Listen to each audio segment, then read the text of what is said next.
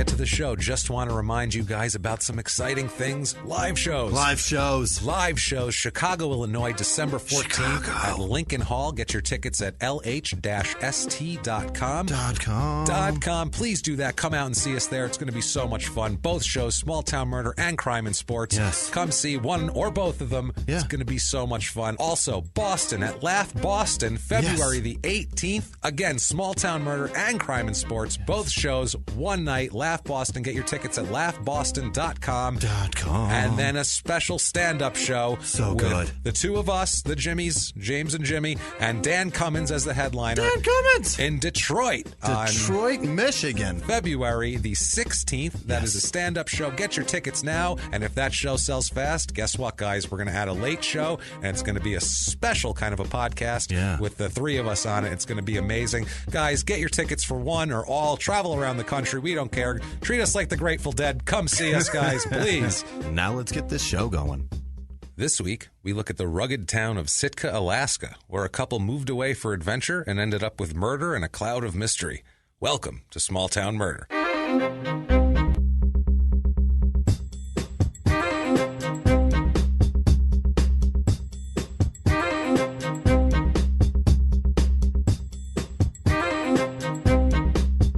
Hello, everybody. Welcome back to Small Town Murder. Yay! Yay, indeed, Jimmy. Yay, indeed. My name is James Pietragallo. I'm here with my co-host. I am Jimmy Whisman. Thank you, folks, so much for joining us this week. Unbelievable. We're excited. We have a crazy story for you and a lot of stuff to catch up on. Yeah. First things first, though, we have stuff. Yeah. We have shirts. So much stuff. And mugs and hoodies and bags and stuff everywhere. Throw pillows and Yes. every damn kind of stuff you could want with our logos and Small Town Murder, Crime and Sports, all of our sayings. You name them, they're on there. They're there. It's there. Go to Crime in Sports. That is crimeinsports.threadless.com. It is threadless, like thread, like in a shirt, less. Like there's no threads. No threads, yes, but there's threads in the shirts. Threads. We promise you that they won't just fall apart because they're not sewn together at all. So crimeinsports.threadless.com, and you can go there and the whole store's there. Knock yourselves out. You guys have been asking for merch, and we have just been so busy with everything we haven't been able to do it, and it's finally up. So thank you to everybody who's bought stuff already. If you haven't, go there and buy some stuff.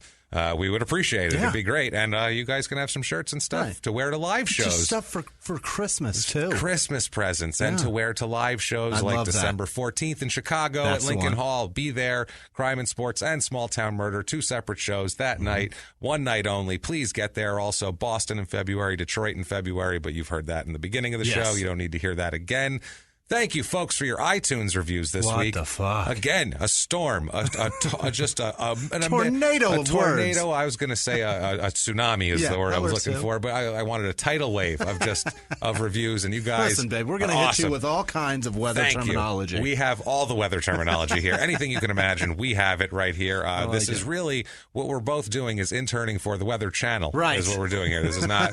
We don't want to talk about murder. Our real goal is to talk about weather, and increasingly put a little more weather content in every single show, and eventually it's just going to be 2 hours of weather. I love it. That's it. And if I ever find a weatherman that gets murdered, it's going to be amazing. That's going to be the best show ever. But otherwise, it's just going to be jet streams and things of that nature. So thank you, folks, for the iTunes reviews. If you have not done it yet, please go over to iTunes.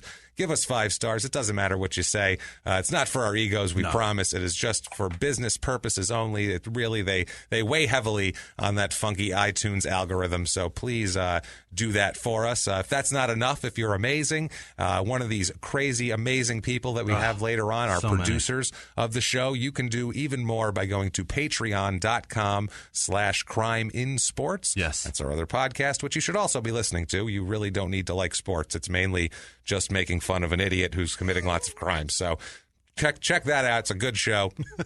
That is patreon.com/crimeinsports there. That's and the one. if you want to make a one-time donation, that is also possible. You can do that. Over there at PayPal, you can just use our email address, crimeinsports@gmail.com. Yes. And you can do that and find us there.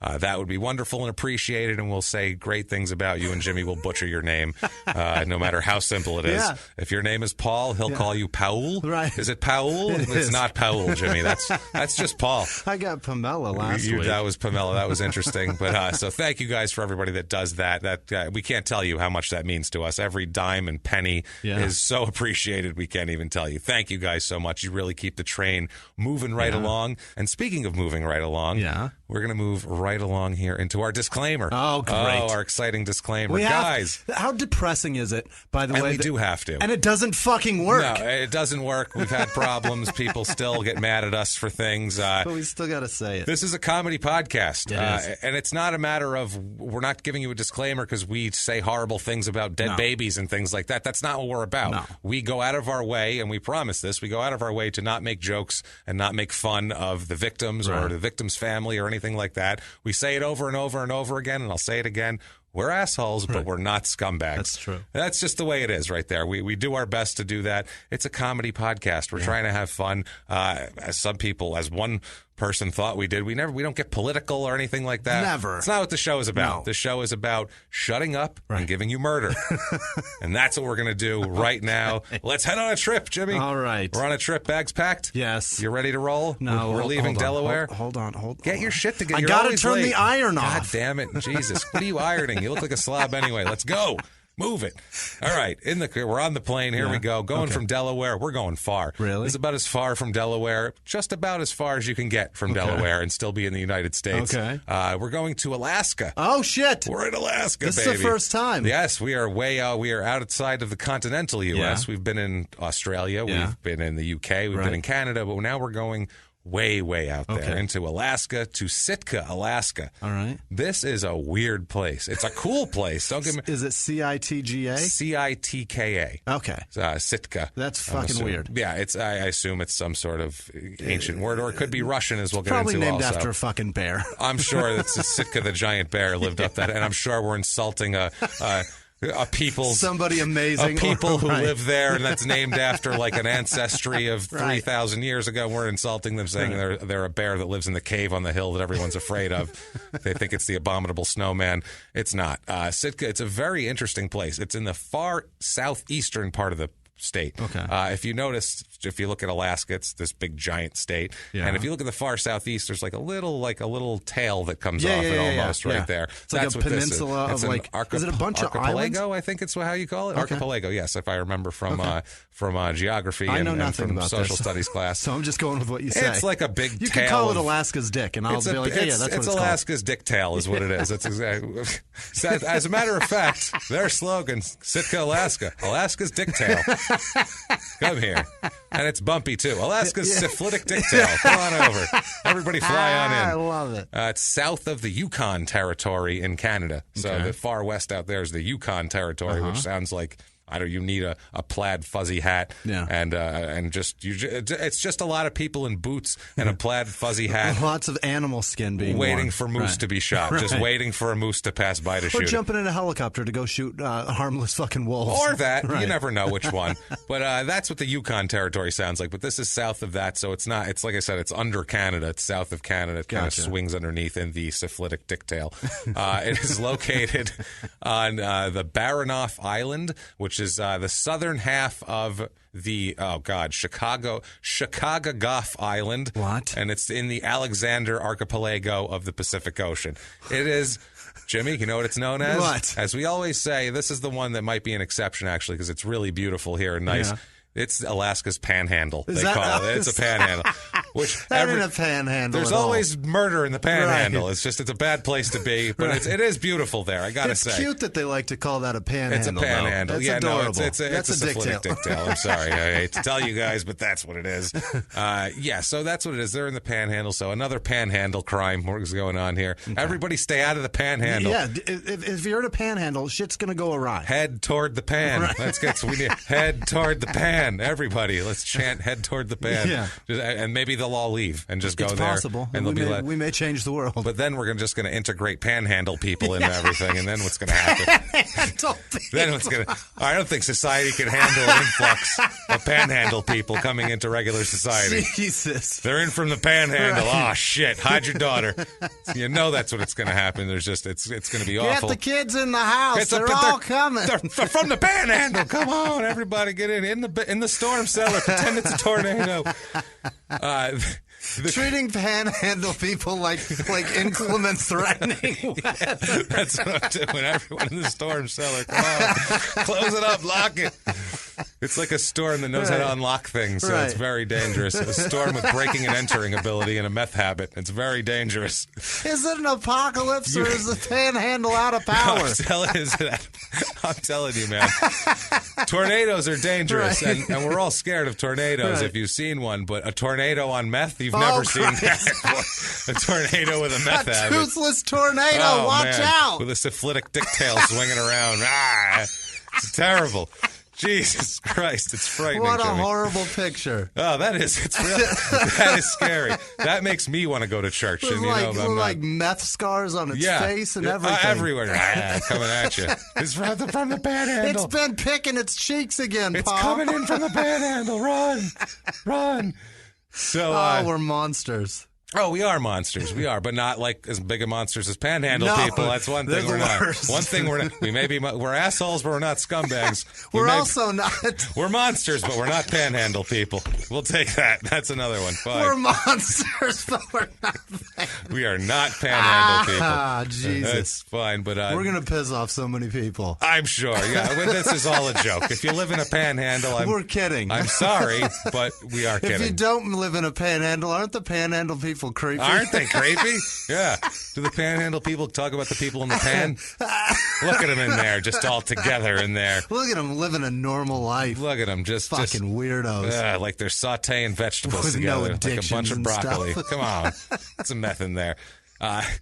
This Sitka place, this is remote in a way. It's very remote. Yeah. It's accessible by boat or plane. Mm-hmm. But you can't drive to Sitka. Yeah. There's no bridge here. There's no bridge to nowhere. There's no bridge to nowhere. That's not the nowhere. This is not nowhere. Okay. So there is no bridge here. That's in Alaska, crazy. you can take your car, but you have to ferry it in. Okay. Like you're going to Staten Island or something back in the day. It's like it's super weird. So also too there's only 14 miles of road from one end of this island to the other. So you don't even need a car. It's like just fucking Alcatraz. It's just a street, and then there's wilderness, and it's a lot of outdoor shit. That's pretty much everything. Most everything is walking distance from the downtown area. Is this like a vacation spot for most people? No, it's not. Really? It's a place where people go. I mean, people will vacation there, but it's a place where people go to commercial fish and to. They want to. Kayaking is a big part of their lifestyle, I feel like. So this is where they go. Right. It's that sort of thing. It's people. We'll talk about it, but it's people that want to get off the beaten path. Because it's not easy to go here and just decide to go here. Yeah. It's people that say, I want to go for something different. I want to go for adventure. I'm going to a rugged thing. It sounds like your kind of place. Me? Yeah. This is the last place I would want to be. Yeah, the last. I don't want. James is the least outdoorsy person I know. Yeah, I don't want anything to do. I don't want to camp. I don't want any of this shit. Like, why would I camp? I have a house. That sounds great. Why do I pay for a house if I'm going to sleep outside? We couldn't be more alike and more different at the same time. It's amazing. Yeah. To me, camping is a homeless fantasy camp. It's so great. And Jimmy loves it, and I don't get it at all. Like, I'd rather cook food inside. No. Everyone's worried about, the cleanliness of a kitchen when they go to a restaurant. Then they go to the woods, and they're like, just stick it on a stick and throw it in the fire. Like, what the fuck are you talking about? A bear could have jammed that stick in his ass right yesterday. Up his you ass. have no idea. A bear could have, he could have forcibly sodomized another bear with that stick, and now I'm sticking a hot dog in it. I have no idea. This is not clean. Oh, this ballpark is amazing. Jesus Christ. Zip code here. We are behind. Zip code, but it's worth it, though. This is what happens. This is it's worth it. It had to be said. The zip code here, 99835, area code 907, in case, I don't know, there's a phone in the middle of town that somebody calls you from. I feel like they'd have to crank it up first, like a big hand crank. There's a cable under the ocean back to mainland to fucking make your phone call. And it's only going to the Yukon territory, too. there, so it's not really out there. So weird. This place, it's a consolidated city borough. It's called, okay? So it's a technical area is huge of Sitka. The technical area is 2,870 square miles. My fuck. Which is batshit. A lot of that is water, too. It's just this big thing around An uninhabitable area. And uninhabitable areas. Yeah, the urban area is 2 square miles. Okay. So that's where there's, people like living that aren't, plotting a revolt against the government or something of that nature. Sure. The town slogan is not "come see our syphilitic dicktail." Actually, shockingly enough, it's not. The slogan here is, quote, "Inspire your imagination. Refresh your spirit. The beauty of Alaska awaits." My Jimmy. It awaits. Jimmy's not part of it. Sounds so sexual. It does sound very sexual. It sounds like you come up here and you fuck a halibut right in the face. That's what you do. You grab it by the gills and you tear into that bad boy. Right into its upside down face. Man. I feel like that's what they're telling you to do, which doesn't make me want to go there anymore. I got to be honest with you. You are getting a lot today, You are everybody. so funny, man. What are you doing today? I'm ornery today. I've had so 2 many hours of jokes sleep. with your quick facts. Jesus. Terrible, man. The current name of Sitka is actually derived from an old name, which I knew before. It's from the Tlingit. I've been having a hard time saying this. It's from a Tlingit word, which the Tlingit were the people there that I insulted earlier by saying they were a big bear. Yeah. That's who I was talking about. It means people of the outside of Baranof Island, which is just very specific. That's not, there's no metaphor there. It's like those people are in that exact geographic location. So that's what we're calling them. Okay. Pretty basic stuff here. It's originally settled by Russians in 1799. Is that right? Oh, yeah. This used to be Russia until we bought this place. Okay. This used to be Russia, so it's settled in 1799. Did I just learn that we bought Alaska from Russia? Did I just learn that? Did you not know about that? No, I think I did just learn that. Known as Seward's Folly, Jimmy. Is that right? Yes, because at the time they thought, why'd you buy this big frozen piece of shit? And then they went, oh, fuck, there's oil here. Lots of it. Wow, this is great. All right. So this was a great purchase. There's all sorts of shit up here they just hadn't looked for yet. So it was one of those things. And then the Russians arrived. The Russian-American company, it was called. It was a company chartered by Tsar Paul I. Okay. So, so that's very Russian if the Tsars are involved in it. In June 1802, this is Tlingit. I have such a hard time saying that. Well, Warriors. it's because there's a T and an L. They don't you go can't together. Do that. Tla, what the hell kind of sound is that? You only put those together when it's a model of a car. Outside of that, you don't put T and L together. I wonder if it's like Tlingit or something, and I'm saying it wrong. I'm sure I'm saying it wrong. I'm sure we are. I'm going to call it Tlingit because that's easier to say. Okay. So they destroyed the Russian settlement. They killed a bunch of the Russians. Nice. A few of the Russians left. Unfortunately for the Tlingits there, they came back and wiped them out pretty much, and then they had to run away. They had more. Yeah, there wasn't good. They had more Russians. They came back. Sitka was the site of the transfer ceremony for the Alaska Purchase. Oh. Actually, when we purchased Alaska in 1867, it was the site of it. Russia was having a hard time. They just lost a war, and they were broke, basically, and they needed some money, and that was some quick influx of cash they could get, so they did it, sold it. There we go. The cost to purchase the Alaska, too, a bargain, honestly. Really? This is like a mid-range house in L.A., $7.2 million. We bought Alaska for $7.2 million. A lot of money in 1867, but still $7.2 million. Like but the return on that is insane. You can't get a 3-bedroom house in a nice neighborhood in Los Angeles for that price. And it's like... And you bought a whole fucking state. State that's the size of half the goddamn country. It's enormous. It's the biggest fucking huge. state in the country. It's enormous up there. Yeah, if you look at an actual size map, you're like, Jesus Christ, that thing is huge. $7.2 million. $7.2 million. So that's not bad here. Gold mining and fish canning paved the way here. That's what initially brought everything going on in 1937. The Navy, the U.S. Navy, established a seaplane base there. It was the first seaplane base. Then they also had a fort up there, and then they abandoned it and deactivated everything in June of 1944 when we, decided we didn't need seaplanes up there anymore. Sahara Desert fart fact of the week. The driest fact I could find. Least interesting. This is quickly becoming my favorite one. I'm enjoying this myself. I like finding a boring fact. I'm like, yeah, that's terrible. That's great. Sitka is the 6th largest port by value of seafood harvest in the entire United States. Say that one more time. It's the 6th largest port by value of seafood harvest. Okay. So it has the most money worth of sixth most money worth of seafood that comes into there. All right. A lot, because there's a lot of halibut and shit like that in the United States. All right. Not the world, Jimmy. That's why it's if it was the world, that would not be the fart fact. That'd be actually interesting. It's just the 6th in the U.S. Right. It's number 6. Who gives a shit? Yeah, it's not that much. They had oil, and in 2010, a Texas company, S2C Global Systems, announced that it was moving. They had a plan to ship between 2.9 and 9 billion gallons of fresh lake water a year to the west coast of India. That was their shipping water from there. It was supposed to be this huge deal that Sitka could end up earning up to $90 million a year in revenue. Yeah. This great thing, and in 2013 it fell apart. Never happened. So sorry, Sitka. Keep your goddamn lake water. Sitka was named one of the top 20 small towns to visit in 2013 by Smithsonian Magazine. How about that? It's gorgeous. The pictures are it's unbelievable. Really? I mean, Alaska's unbelievably beautiful, and this place is like as pretty as anything I've seen in Alaska. Really? It's just gorgeous. People there. Let's see how many people are enjoying this beautiful niceness here. Population 8,863. Of course. So decent amount of people actually. It's actually one of the higher populated cities in Alaska. That's pretty impressive. There's only a couple. It's that far removed from everything. But it's not that cold. That's why. Oh, it's not that cold there. When you look at like record temperatures are like -2. Okay. And that's things the like record? that. That's like the coldest it gets? In like, March or something, whereas, you look at somewhere else northern, it's going to be -30. So it's temperate for Alaska. It's as warm as you're going to get here. Population density, this is awesome. This is how many people per square mile. Average in the U.S. is 91, and that's taking into account the middle where there's nothing in Montana and all that shit. Here, 3. 3 people per square mile. Wow. That's how much it is. That's amazing. That's crazy. That's that whole area, not the urban area where most people are anyway here. Median age is pretty close, but within a year of the average. It's 38.5. Male and female population, usually 51% female. It's flip-flopped this week, 51% male.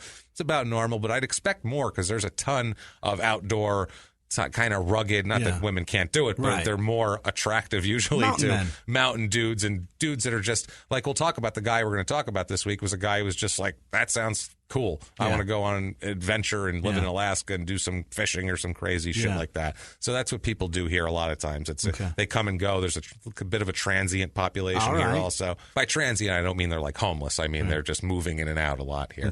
Married population's about normal. It's 52%. So nothing crazy in the in any of the numbers when it comes to that. A little higher divorce rate than normal. I don't know why. I think it's just bleak and people run away because it's like Shining or something. I don't know. Or they just figure out marriage sucks. Marriage, and they're like, a couple more of them do up there. It's pretty. This marriage sucks. I'm leaving. Yeah, the this water's place is super beautiful. blue. I'd rather beat to it than I'm fuck getting you. the fuck out of here. Yeah, let's get or out not of here. fuck you. Yeah, either one. We don't care.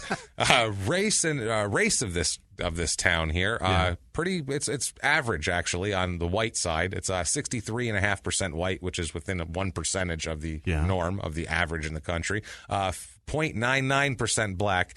Just get like 1 or 2 more. Get that whole percentage. Make yourself at least look a little bit, get like a solid percentage in. A solid 1% in, guys. Asian 5.92%, which is a little above the average, which is what you'd expect on the West Coast there, of anything. Native American is 15%, which is way higher than the 0.66, which is normal. Yeah, which is what you'd expect. To own it, so. They used to have it. Yeah, a few of them snuck back in apparently after the Russians bombarded them. 5.2%, 5.62% Hispanic. Okay. So it's actually more. There's more diversity there than I would have thought there was actually here. 32% are religious here, which is well below the 50%. I didn't expect that. Yeah, there's no religion needed out when you're halibut fishing on the. They just didn't need it. They're like, we're fine. And it's 8% Catholic, almost 4% LDS, that sort of thing. 0.0% Jewish, 0.0% Muslim. They are not moving to Alaska. It's another snow state though. Sorry. So there's LDS there. We can hide. Yeah. Hide. Come on, get down there. Hide under the cover of white. Yeah, exactly. They'll never see us. Right. I swear, it's very white here. So voting-wise, about 54% Democrat, about 45% Republican. Unemployment rate here is actually lower than the average, which is good for them. Household income here is higher. Normally, it's 54,000 is the normal. 63. It is 69,600. So Goodness. a little bit higher here on that. The housing is higher. But everything costs a lot. You know what I mean? So and you got to make thing. the fucking wages high. There is 8 times the agriculture, forestry, fishing, hunting jobs as normal here. So there's a lot of outdoor stuff here. Also a lot of health care, which is, I don't understand why. They need it. They need it, apparently, all that outdoor a lot of frostbite. work. Cost of living here, and you'll find out why the salary is high. Cost of living here is a 134, as 100 being the par average as we do. Housing is the big one, too. Housing, 197. Fuck. It's almost double. Wow. Median home cost, $365,390, which is pretty much double. It's 185 normally. So that's unbelievable. I don't know if it's to build things up there, it's more expensive. I don't understand what it is. It should be cheap as shit. You got the trees right there. It's right there. Just drag one over and put a fucking house up. What are we doing here? The whole syphilitic dicktail is all trees. It's all trees. It's all trees. What are we doing? Put some down. There's not even a lot of us. Put some fucking houses up here. The houses, a good portion of them, 30% of them are between $300,000 and $400,000. Fuck. That's the biggest percentage of houses there. And if we've convinced you that the only place to live is in the Alaskan syphilitic panhandle of Alaska, we have for you the Sitka, Alaska Real Estate Report. Let's do it.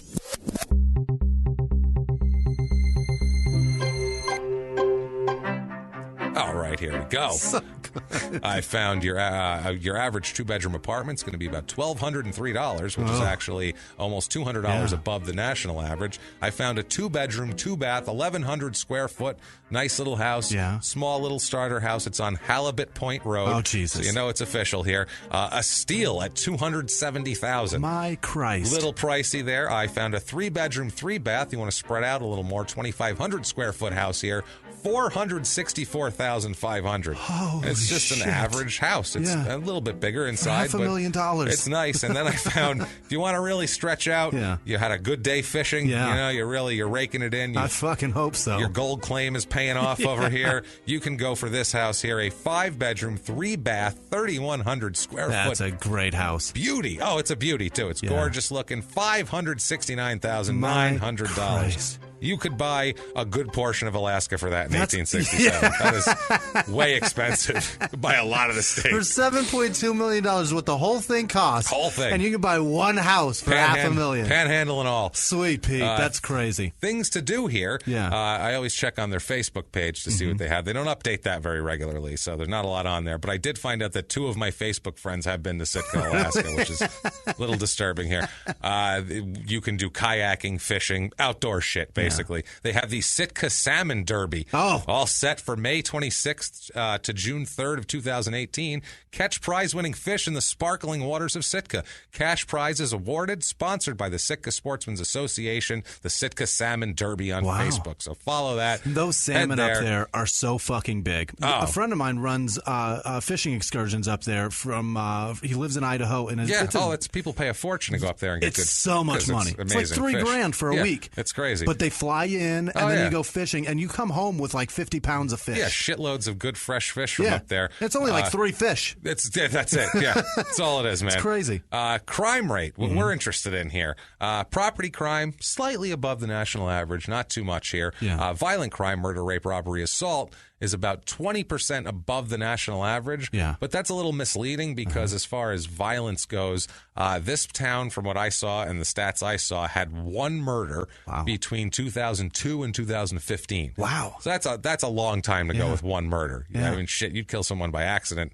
On purpose, accidental on purpose a couple times. And Chicago, it's 1 right now. Chicago has had 3 murders already today. That's while we're doing this. So 1. So it's not bad there. So it's a safe kind of a town. It's for a different type of person. It's not for everybody. It is for some people though. And it was for a guy named Scott Coville. Okay. Let's talk about him. Okay. Scott Coville, 1984, we'll catch up with Scott Coville. We're getting in the time machine. We flew across the country. Now let's go back in time. You bet. Calendar pages. There's Wind. We're going. My legs are kicking. Woohoo! All right, syphilitic dick tails are flying by. Hey, look at that. Put some lotion on that or something. I don't know what you do for that. There's a cream, I'm sure. There's a cream. There's something. Go to the doctor. So Scott Coville, this guy is he studies biology in college. He likes to. He's kind of an out there kind of guy. Not crazy, but he likes to do stuff. He's a young kind of adventure guy. I feel like if this guy was a teenager in in the early 40s, he would have been like, the Japanese bombed Pearl Harbor.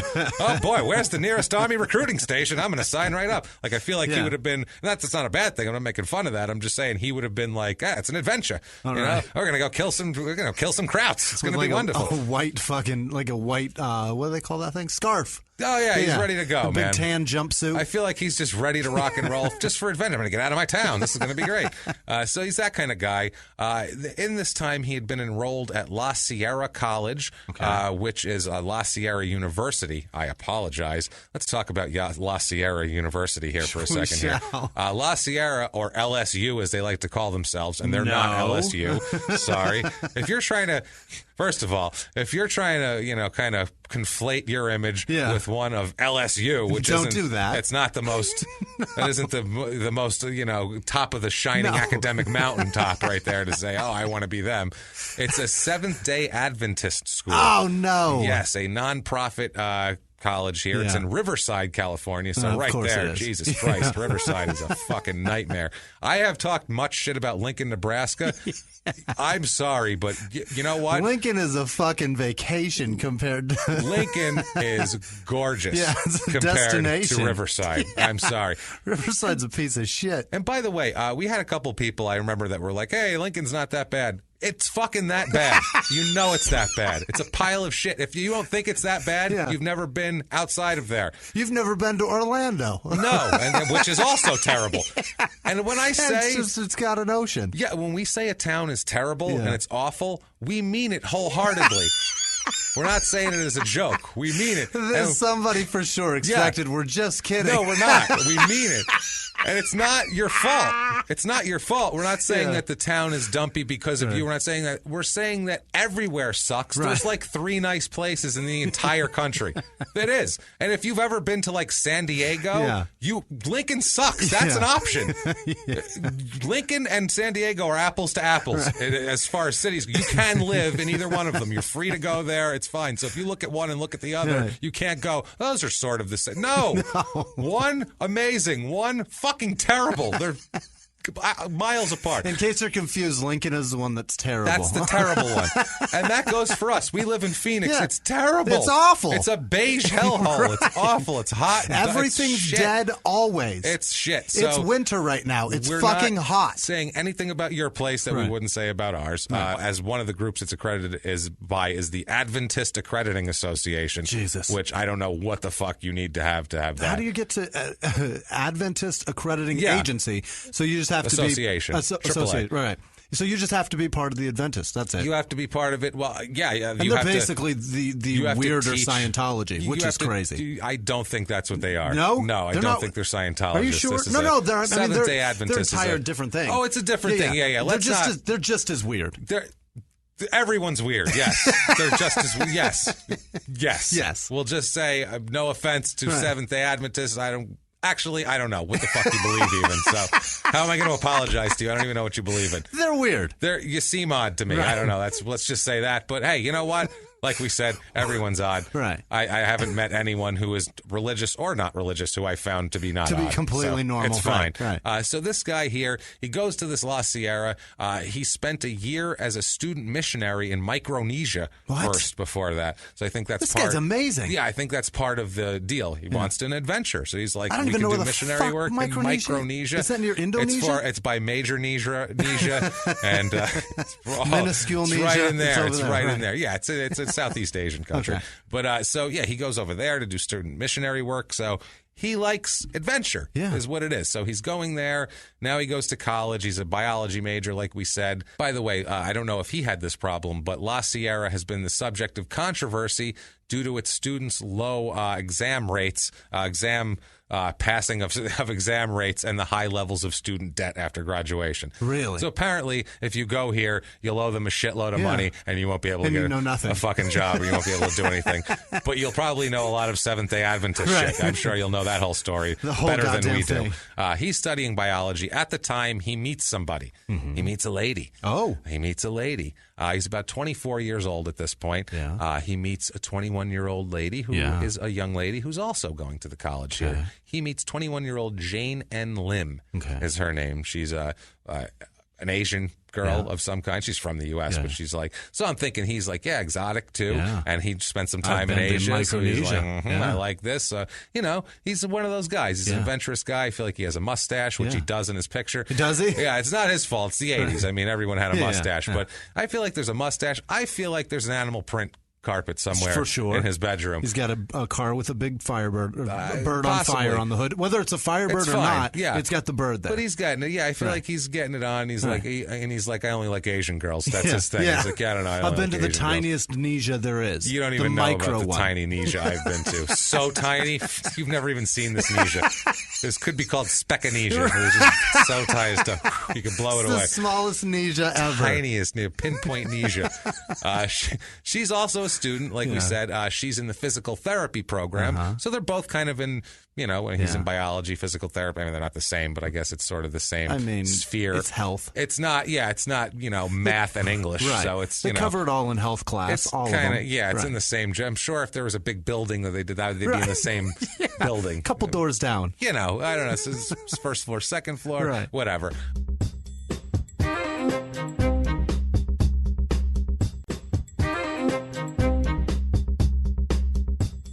Jane, like we said, is 21 years old. She grew up in California, too, just like him. She's an only child, this Jane. Yeah. She's got some issues emotionally a little bit. Nothing huge, but she didn't get along with her mother very well.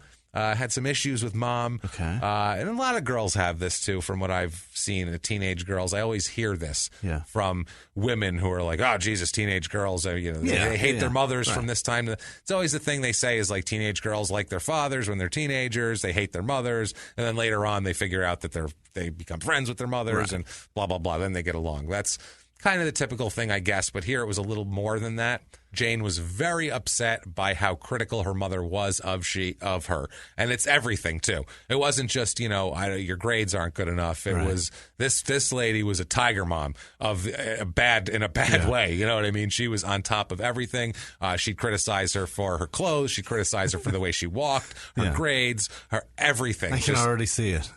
Just going out in that. Yeah. Just attacking, but like aggressive and Asian at the same time. Oh, Jesus. So you got to look at it that way, too. So you're dishonoring the family. I'm sure. That's, again, we apologize. I don't know. Much, ladies and gentlemen, Andrew Jackson, my partner, Andrew Jackson. I know exactly what you mean. But if someone isolated that 10 seconds of this show, they'd be like, God, those two guys are dicks. What is that guy's problem? What the fuck is wrong with those two assholes? He agreed with him. And he didn't even correct him. Jesus Christ. He said, yeah, probably. That was the other guy's response. Yeah, probably. I'm sure that's what it was. Oh, man, just yelling at her. So I always whenever I picture an older Asian woman yelling at their daughter, I picture Margaret Cho's stand-up act of her mother yelling at her. That's all I can imagine ever. I saw that when I was a kid. So anyway, like I said, she's an only child, and her mother is just going to mold her like a little lump of Play-Doh. Okay. A lump of Play-Doh? Play-Doh. Right. Yeah, Play-Doh's the worst. I mixed two things up there, like a syphilitic dicktail she's going to make her. It's going to be beautiful. People that say Play-Doh also say milk or pillow. Fuck you. Oh, God, stop saying that. Milk. Those are not. That's not a word. And stop mispronouncing spaghetti on purpose. Stop that. If I hear an adult say spaghetti, I'm punching him in the fucking throat. I swear to God, I will choke you down. That's amazing. You're going the fuck down. So Jane basically she tried to get through it with her mother, just tried to get out of her, as people do when they kind of have an overbearing parent like that. She liked her dad. Her dad was very nice to her. And it's usually that. Yeah, well, I'm sure that her mom was overrunning the father, too. Sounds like she's in charge of the household and she's telling everyone what to do and how to do it and when to do it. And then when mom goes away, dad says, I know your side. I understand. I'm with you. Let's go get ice cream. Right. Yeah, so she loves dad. Let's calm down here. Yeah, I know. We both what a bitch, right? Yeah. Oh, Jesus, that one, right? Ooh, boy.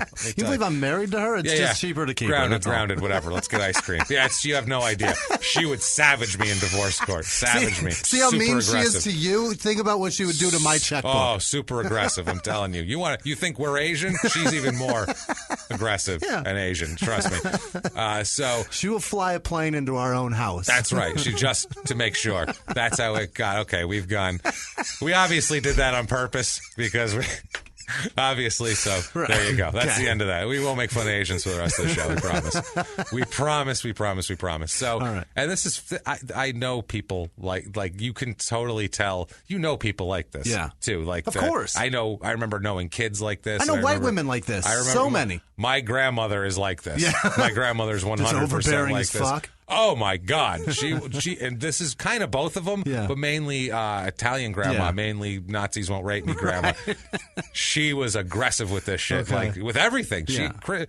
Everybody, mainly how they look, what's wrong with you, what are you thinking, why are you looking like that? She'll just tell them like to this day, she'll tell my mother, she go, Ma, you look fat today. She'll just say it, and you're like, look, what the fuck is that? I don't say that to people. My mother's like 60 years old. She's like, you look fat today. Like, thanks, Ma. But she doesn't care. Yeah. She'll say, oh, Ma, what's wrong with you? Why do you look so terrible? Like things like that. But not, are you sick? She'll be like, oh, what are you doing? What's She's wrong just saying you look tired. You just look terrible. And if you're a man, she'll blame your wife because she hasn't. Has she been cooking? Do you have enough food? Like I can. I can get food. Like it's like I'm a plant. And has she been giving you the miracle grow in the water? My God, Jesus Christ, man. So that's crazy with her. She's nuts. So I want her to make me rigatoni. Oh, you'd love it. You'd love it. It's great. You want her to do anything because she's hilarious. Yeah. She's hilarious. I'll tell you a story at one point about when they rented my grandmother a porn, which is probably the greatest thing I've ever. Do you want to hear it now? I have to. How can you out there now? I'm sorry. Sidetrack for one moment. On grandma. If you don't care about my 90-year-old Italian grandmother watching a porn and her reaction to it, then move on in about a minute. But otherwise, lock and load because this is fucking terrific. She asked my aunt to rent her. This was like 15 years ago, and you can still rent things and shit. She said, "Will you rent me a movie?" She said, "Will you get me a nice the romance?" When she says romance, she means like a 1960s like sweeping Gone with the Wind. Goddamn it! With like a big score and two people kissing by an ocean at the end. That's what she wants. That's a romance to her. My aunt thinks that it's like a wink wink. Like, she wants a wink-wink romance. How do you get... What's the matter with your aunt? She's got... no, that's a whole... Anyway. How does she go, you want romance? I know what you want. She thought it was a wink. Like, the romance. She's like, I got it. She wants a romance. And she didn't even get her like 9.5 weeks or something from the 80s with some tit in it. She gets her... She brings her a porn, an actual porn that just opens with a guy with his cock out. Not like there's no story. No plot. It's just here's two people fucking, here's two more people fucking, here's three people fucking. Hope you enjoyed our movie. Like that's what it is, right? So, oh my God, my grandmother doesn't realize this. She puts it in. She just plays it. She's like, "Oh, nice movie." Now, I don't know how long it took her to realize that this was not, This isn't James Cameron. This isn't some sweeping romantic thing. But she watched the movie. Oh, my God. She watched the whole movie. The whole goddamn thing. And then told us about it. And she said, and her take from the whole thing was, she said, I can't believe you do that. My wife, just with the people, it's so dirty and blah, blah, blah. She says, but I noticed one thing.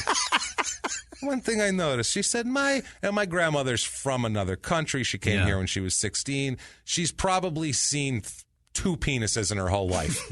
You know what I mean? Like, she's not well-versed in dick, my grandmother. She met my grandfather. They got married. Like, she's just not whatever. So she hasn't seen a lot of dick, apparently.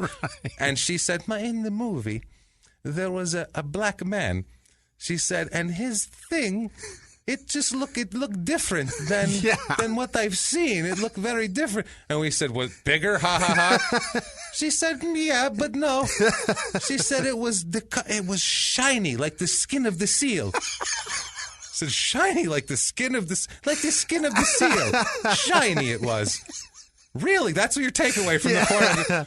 I don't know. So did you like the movie? No, I don't like that stuff. But she really took notes on a black guy's dick. She said it is shiny like seals. So like the skin of a seal. Does she think it's like super oily? Not ruddy like the skin of seal himself, but shiny like I don't know, like a she saw it that way. It was shiny like this, and I'm like, that's really racist and sort of progressive at the same time. That you were I don't mind seeing the black dick, but let me comment on the look of it. It was very strange. Anyway, sorry. But it was different from all the ones I've seen. It was different from all the ones I've seen, and she was overbearing and still is like this, and still tells everybody what to do, and that they look fat and everything else. So she sat through the whole thing, like as a study. I'm sure, just like, holy shit. I don't know about this. Look at this one. I'm sure she was judging all the women, too. I take note. Look at her. Look. Right in the ass. No. Yo. You got to make him buy you something first. Yeah, she did. Jotting shit down. Her hair, she looked fat. I'm going to talk to her mother. She's no good. So unbelievable. Jane, on the other hand, was not in any pornography that I know of. You never know what people do in their spare time. Like we said, her dad was there. She also made a lot of friends. She's very outgoing. People like Jane. Yeah. She's outgoing. She makes friends easy, that Jane sort of Lim, thing. Correct? Jane Lim at this point. She knows her mother's a little crazy. So she's just kind of going with that and just being like, my mom's a little crazy. I'll get the hell out of here. Who knows where the hell she came from. Right. So I like my grandmother. She came from an insane environment. So I'm like, yeah, obviously she's crazy. She's actually more sane than she should be, honestly, if you think about it. So it's like, that's fine. We would be. If my fear growing up is being forcibly raped by a soldier. By Nazis. By Nazis. Not just soldiers. Not just a soldier. Fucking Nazis. Fucking Nazis. Like, occupying Nazis. I don't know that I could ever envision sex being fun. No, ever. Not to mention she's like, second youngest of 10, all that sort of thing. And she's watching out for other children in her family. The men had to run to the hills from Mussolini and shit. It's fucking nuts. Like, that's a completely crazy way to fucking live. I can't even imagine. So, that sort of thing. Anyway, she feels the same way. Who knows how my mom grew up, the whole deal. Anyway, 1983, she graduated and she got right the hell out of here and goes to Riverside, goes to La Sierra College to kind of just get away from mom for a minute. And it's that thing where it's close enough she could drive home, but it's not close enough to where she can't come home on the way. Right. She can't just stop by on her lunch break. Exactly. Right. So it's like, it's enough distance. It's that sort of thing here. Put some elbow room between us. Exactly. She was interested in the physical therapy. She did she wanted to be like a sports-related physical therapist. That sort of thing is what she was into. Really good in school. I will not make an Asian joke about this, but very, very good academically. Right. Very good socially, just having a good time in school, doing her thing. She meets Scott. Yeah. Scott likes her a lot, but isn't real aggressive with her.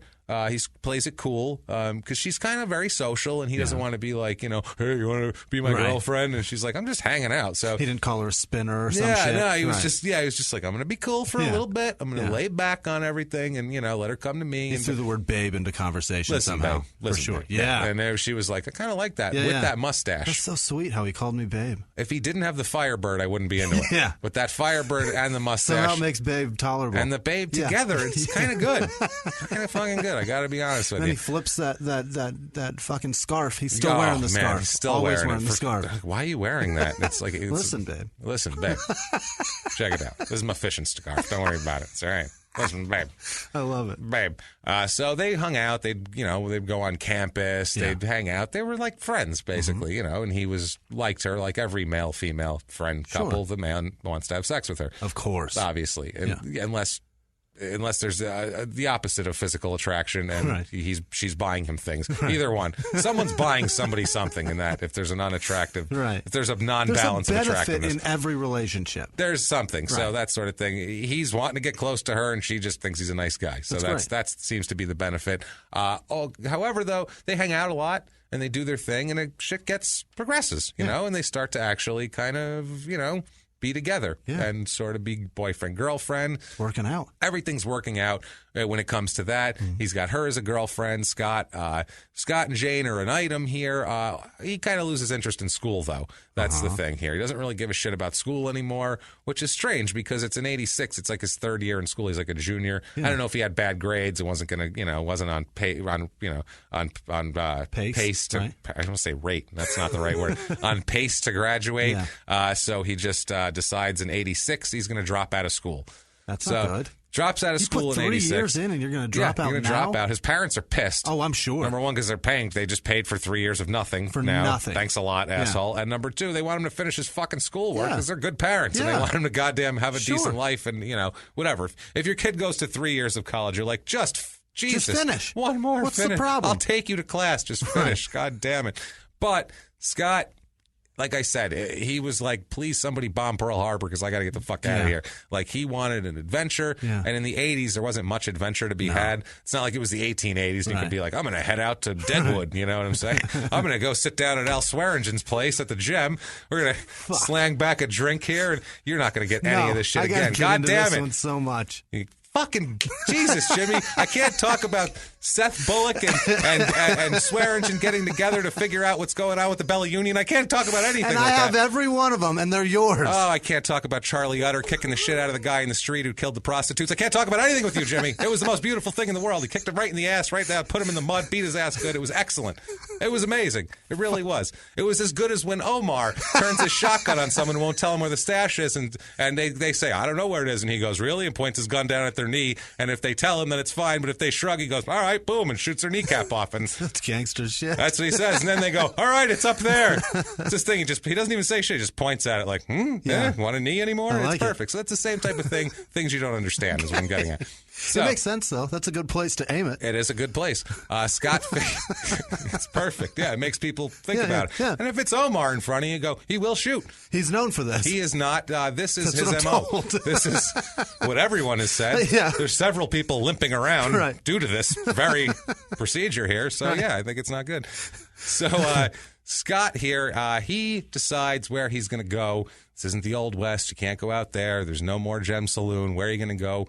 The closest thing he can find, Sitka, Alaska. Fuck. That's where he ends up. He did some research. He did some research. He said, where am I going? Which is hard. No internet back then. He had to get pamphlets and shit. This guy was at the library looking through encyclopedias under A for adventure. Like, I don't know. Alaska's there, too. He had to pass Alaska on the way to adventure. He passed adventure. And then got right to Alaska and was like, that's where I'm going. He said, fuck, I'll keep going in here. Maybe I'll figure something out. He hit Alabama first. Yeah, and he was like, that looks like shit. No. And then he's like, Alaska, though. That's not bad. Yeah. So he goes there, gets a job immediately as a commercial fisherman. Beautiful. Which is tough work. Oh, it's so tough. But I think it's tough. It sounds brutal, and I don't want to do it at all. It's what deadliest catch. It's up there. Yeah, but he's not like one of those deep ocean crab fishermen, but he's still a commercial fisherman. Seems like a tough job, but if you're a young guy, you're 24, you're looking for adventure. And who knows? I mean, I'm sure he likes to go out and party with the guys after work, and it's a good time. I mean, I guess that if that's what you're into, it seems like I said, it seems like he probably should have joined the Army. Yeah. Like, I think he would have had fun with that. Like, I think he would have liked it. He might have been... Vandicamp commercials does not look glorious to me. You know what I mean? Like that, you're right. That old man looks beaten. He looks, the Gorton's fisherman does not look good. Yeah, he doesn't look good. Horrific. No, he's got he looks like the raincoat's the only thing holding him up. He's like, fuck, that guy's 27, by the way. He is. He's 27 years old. That's what Scott will look like after 3 years of commercial fishing. It's very sad. It's very, very sad. It's unbelievable. Then he worked at a pulp mill, the Alaska Pulp Corp, which sounds terrible. It's logging, right? Logging pulp. Yeah. And then he worked at a cannery, which sounds like you would smell like shit when you got out of there, at the Sitka Sound Seafoods cannery, and he canned shit. That's depressing. No. So he went from this is an adventure. Yeah. Working at a cannery is not fucking adventure. You know what I mean? Should have stayed in college, man. Yeah, that's what it is. It's very strange here. It's all the jobs he's doing are a little dangerous. Yeah. They're kind of hard. They're all labor jobs, and maybe you should go back to college. Stick it out. He's making decent money while he's doing it, though, because those jobs pay decent because you have to be able to do them, and it's hard to do that. They pay decent. People say it a lot, that college is a waste of time. If you want, like, a good, rewarding career, get a trade job. It's tough. Yeah, Keep that in mind. It's fucking hard work.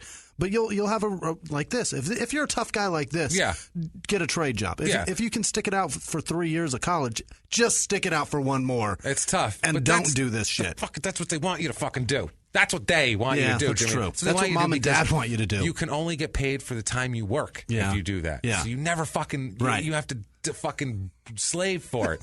People who are wealthy don't depend on, I worked 40 hours this week. This is how much money I made working that. They're sitting on their ass somewhere while their money is being made doing other. Right. Never it's mind. Building. Yeah. These people are working their balls off while people never.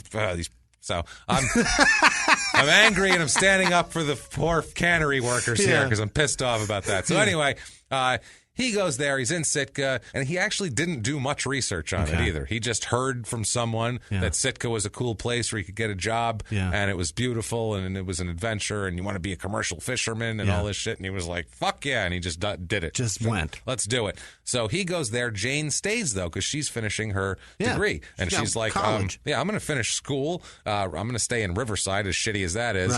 Right. You go do that. So she stays. She actually finishes her degree because she's got a complete shit that she does. She's one of those people. Because mom will beat her ass. She still hears mom in her head, I'm sure. They keep in touch while he's up there, though. That's great. They keep in touch. They correspond. They call. They write. They're the whole deal. They're having, and apparently it's working out long distance even. They're planning on being together when she graduates. The whole deal. She graduates in summer of 87. Scott comes home to California from Alaska to go to the graduation. This is the story your grandmother wanted to watch. This is what she wanted. She wanted them to kiss in front of the ocean and with the mountain behind them in Sitka. Not some black dick's going to dangle in the frame. That's what's going to happen. That's what she got. But this is what she wanted to see. It gets even more romantic. Not only is she down there, they're in California. They have a big thing. It's her graduation. After that, he asked her to marry him. So this is getting sweet, isn't it? This is downright adorable. These two. I'm happy for them right now. They're doing well. She said yes. Of course she did. College sweethearts that met that have similar interests. They even were apart for. This is the thing too. They weren't just like, they lived together and stayed together all the time. They think they need to get married. They actually had space. Thousands of miles to be away from each other, to think, do I really like that person? And they said, fuck, I can't wait for them to get back. All I do is miss this person. She gave me so much time to miss her. I legitimately miss her. You would think this is a relationship that's going to last here and do well forever. These two just rock solid, right? So she accepts, like we said, this proposal and heads off with him to Sitka. Okay. To start her life. In. Yeah, apparently, I remember I said there's a lot of healthcare jobs there, which was odd. That's what she's doing. She's a physical therapist, so this is a great place for her to go to get a job. These people are always sore. Yeah, this is to get experience because they need people up there. Mm-hmm. So if you go up there, you're going to get a job, and that's why you have something on your resume, and now you can go wherever you want and get a job. Because I assume the job market for that sort of thing is probably a little tougher in California. Probably more competition. Everywhere. Yeah, I'm sure there's more competition. So she goes there. They get married. How sweet. They get married in Sitka on October 24th, 1987. Okay. There's the romance. Swelling music. My grandmother's crying. She's got a tear. But my beautiful. Look at these nice people. An Alaskan sunset in the background. It's so orange. What is that? That's shiny. Like it's coming. Oh, it is a seal. Never mind. It's in the background.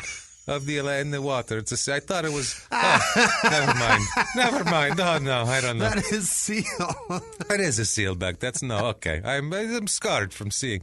So I found this. The only reason I know when they got married was because I found it in the newspaper from there. Really? In the Daily Sitka Sentinel. They announced it from that date. There was a wedding announcement in there. In case you're wondering, also, in case you're in Sitka, Alaska in 1986 or 1987, there is in the paper right next to that a wanted to buy notice. Someone looking to buy. This is a Dr. Roy Klotz, MD, is looking to pay $600 each for 1923, 24, 26, 27, 29, or 1931 Alaska license plates. Okay.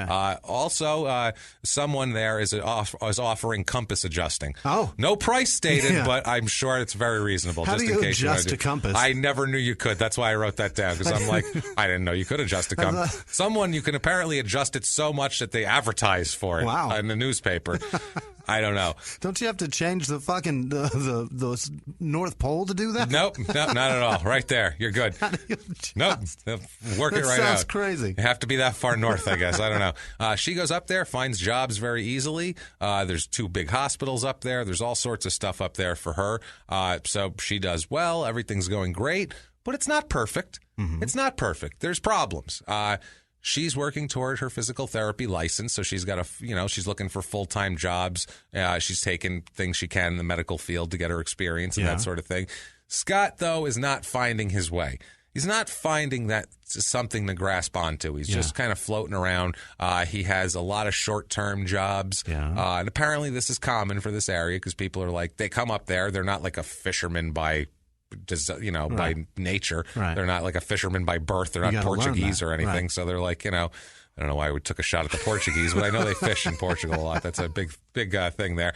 So, he's not like that. So they might go up there being, I'm a commercial fisherman. I don't like commercial fishing. I'll try the pulp mill. I don't know about that. I'll try the cannery. So just trying to find his way. So he would work somewhere, a little bit. People go up there seasonally. Uh-huh. And that's the other thing, too. If you go up on one of these like a crab boat, they do that because then they're off for a few months. They go make a bunch of money doing that. If they don't die, go live on it. They can go live on it and have a few months off, which I understand. That sounds wonderful to do, but you might go overboard and die. He's really just kind of laid back, too, and kind of free-spirited. He got the pulp mill he worked at. He got fired for smoking weed on the job. My man. On the job. Like, come on, dude. You can't smoke at work. I like him. Yeah, you can't smoke at work, dude. Like, they call him free. Everyone calls him free-spirited. Oh, Christ. Like, that's a little more than free-spirited. Like, you're smoking at, and not to mention, that sounds like there's a lot of, like, machinery and shit going on. That's dangerous as fuck. That's not a smoke weed while you're there kind of job. You know what I mean? That's not free-spirited. No. That's stupid. You get home, fucking smoke your brains out. I get it. You work at a pulp mill, but while you're there, calm down a little bit. Keep your head in the game, dickhead. Relax. Yeah, so it's kind of rough. By the beginning of 88, I mean, they've only been married a few months here, and already things are getting a little bit rocky. It's tough. They live in a trailer on the edge of town. I mean, is how it's described. I imagine that's what a lot of things are up there for people that don't have $500,000 to buy a place. Thing. He's transient job. She's trying to get a license. They don't have a lot of money, so they live in a trailer at the edge of town. Which that's not the dream. Somebody that calls himself a free spirit, I picture them living in a trailer. They're just kind of a fuck up. They're usually. nomads. They're just kind of a fuck up, and they're like, how can I reconcile my fuck uppery? And by the way, that's not mutually exclusive for men. But if you're a woman and you call yourself a free spirit, you're a nightmare. You are a problem. That's what you are. If you're a man, you're just a complete fucking ne'er-do-well degenerate, and if you're a woman, you're going to be someone woman. I don't want to hang out with. And not in the way he just said it either. That's not what we're talking about. So everything in your life is loose. Everything. You don't hold a job. No. Your relationships are a goddamn mess. They're a and your disaster. children all have different fathers. They all have different fathers, and they all blame you for it. Right. That's and the they problem. all hate you. Yeah, that's the issue here. Congratulations, you free spirit. You're out. But you have multiple kiddie pools at your house, like 3 of them in your yard. You have Why? so many. One for you, one for the kids, one with the dogs. One for the dogs, Very for sure. strange. Yeah. This trailer, by the way, it's not even a nice trailer. It's like a shit. Really? Like it's like they're squatting. Squalor. Almost. It's like they're squatters living in squalor. Ugh. That's pretty much what it is. It's just so this isn't like, hey, this is going to be a great adventure. Right. It's like we're living in a shit. We could do this in Riverside. She's like, I've got a college degree. What are we doing? We could live in a trailer in Riverside super easy. There's lots of them, so it's fine. So this is tough, but they try to stick it out. They go down to San Diego in February of 88 and have a formal church ceremony. My man. A big wedding. Yeah. They remarry. They have a big deal. Yeah. I guess that's supposed to try to make things better. Yeah. It really doesn't. Rita Colville, who's Scott's mother, and we'll hear from her a lot, she said that Scott told her that they always argued. They argued a lot. He described them as, quote, fire and ice. Mm-hmm. Like they're just, they're hot, they're cold. It's one of those passionate kind of relationships, and they're young, and they're a little crazy, and they're free spirit, right? And, that sort of thing here. You know how it is here. So I like young, hot, cold relationships. So those can be exciting and fun. Those can be fun, but you usually shouldn't marry unless you marry them. That's the problem. Move to a remote trailer in the middle of nowhere with them. So down there, though, they took a 4-day trip down there. So they had a good time with their friends. Everything looked fine. They have the big party. They have a good time. The whole deal here. By March 1988, this is less than a month later, they come back after they're married here, and they get a phone call. Scott's parents do. This is Rita, the mother. They get a phone call from Jane and Scott. Okay. Just out of nowhere here, and they have this is so weird that they would do that. I guess it shows that he has a close relationship with his parents, but they call the parents to say that they've had a big fight.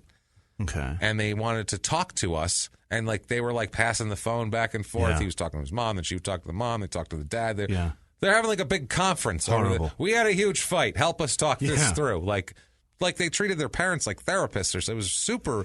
Sounds odd. like Scott's parents have a good relationship, and super odd. Hey, Scott, you can tell me anything. Yeah. And he was they sat him down on the pad. He's like, listen, champ, right? You can tell me anything, and he believed it. And right. Scott was like, okay. Remember when I told you I beat off into a sock, Dad? I was just Can you help me with my marriage? Yes, can you help me with my marriage? Those two things are really close. They perfectly very make sense. Similar, right. very, very similar here. Like San Diego and Lincoln, same thing. You know what I mean? Same exact thing here. So they get a call here. It's so strange here. Scott's mother says that she never found out what triggered the fight, but just that the fight spun out of control. They didn't say. She said it was super weird. They called they were just calling. Hey, but she could tell they wanted to talk about something. Well, what the fuck do you want, basically? Mm-hmm. What is your problem? And then they were oh, and then they went into this big thing about the fight. Jane told Rita that she's very unhappy with marriage. Apparently, Jane told Rita, quote, "Oh, I didn't think marriage would be hard." She told her, I thought it would just be great and fun. Fucking idiot. Which is, she's 23 years old. I mean, that's someone who's Kinda 23 years idiot. old. Yeah, 23 years old, you're an idiot, pretty much. And no offense if you're 23, because I was a complete moron, and I still am, and I'm well older than 23. Right. Well above 23, still an idiot. So don't feel bad. You'll come out of it before I will, probably. It's not easy. That's a tough road. Yeah, for two people, especially if they're free spirits, and and if they're going to move away and only have each other and not, even have family or their normal friends or their normal life that they kind of got together in. You got to really be difficult. Super fucking compatible. Right. She expected, the mother said, Rita said that her expectation of marriage was that it would be, quote, happy, happy, happy. Mm-hmm. That's what she thought. Rita said that both her and Scott's father gave them advice. They said, it's more like a compromise. You have to be realistic. You don't just go to the church and then it's happily ever after. That's not how it worked.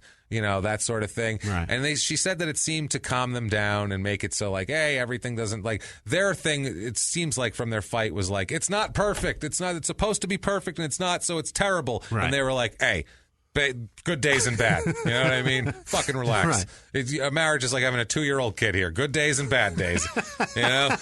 Good days and bad. Sometimes he shits in the toilet. Other times he rubs it on your pillow. That's it. Sometimes he just comes up and puts your weight right through the TV like your son, and that's the end of it. So it's one of those things. They tell her, call us anytime. You want to talk about it, we'll help you through it. The whole deal. Everybody seemed happier. They realized, oh, okay, maybe we're just expecting too much here. And, the parents said they can remember when they were first married. Everybody's like that. It's hard. You fight. You're trying to adjust to being married, life together. Like we said, too, in Alaska, that's not easy. That's not the same as if they lived in San Diego or something. It's like being forced on a fucking island. It's like Survivor. Being married and secluded from everything like that. Crazy. That's crazy. It's a crazy thing to do, honestly. You really got to know how to be married and to really give a shit about this person. You have to have a system built. Okay, when you're mad, I go over here. When I do this, you do that. You need to have those little. Otherwise, it's going to really go bad really fast. It is. It's marriage is like having a bunch of people on a submarine.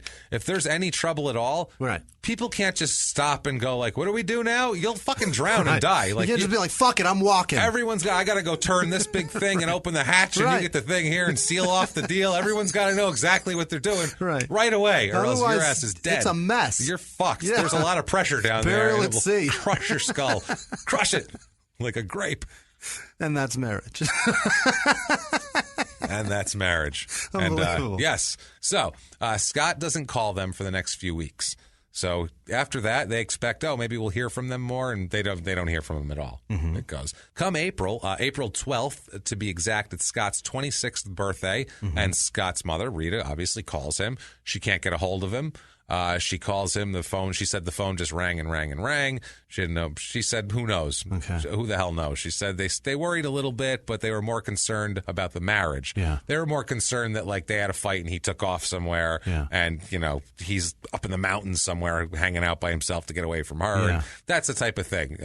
They thought, and she said, that Rita said, she thought at first, quote, okay, they probably just had a fight and he left. That's what they're thinking. Everything's fine. That was April 12th. April 14th, he didn't show, but it doesn't say this in the paper. There's notices in the paper of who's supposed to appear in court today. Okay. And it's even for like traffic violations. Really? A whole paragraph. This person for failure to have a turn signal. This person for that. It's crazy how nosy these fucking people are up here. So much so that in the April 14th Daily Sitka Sentinel, I found that Scott was supposed to appear in court that day for a speeding ticket. Oh, Jesus. And didn't appear, apparently. Right.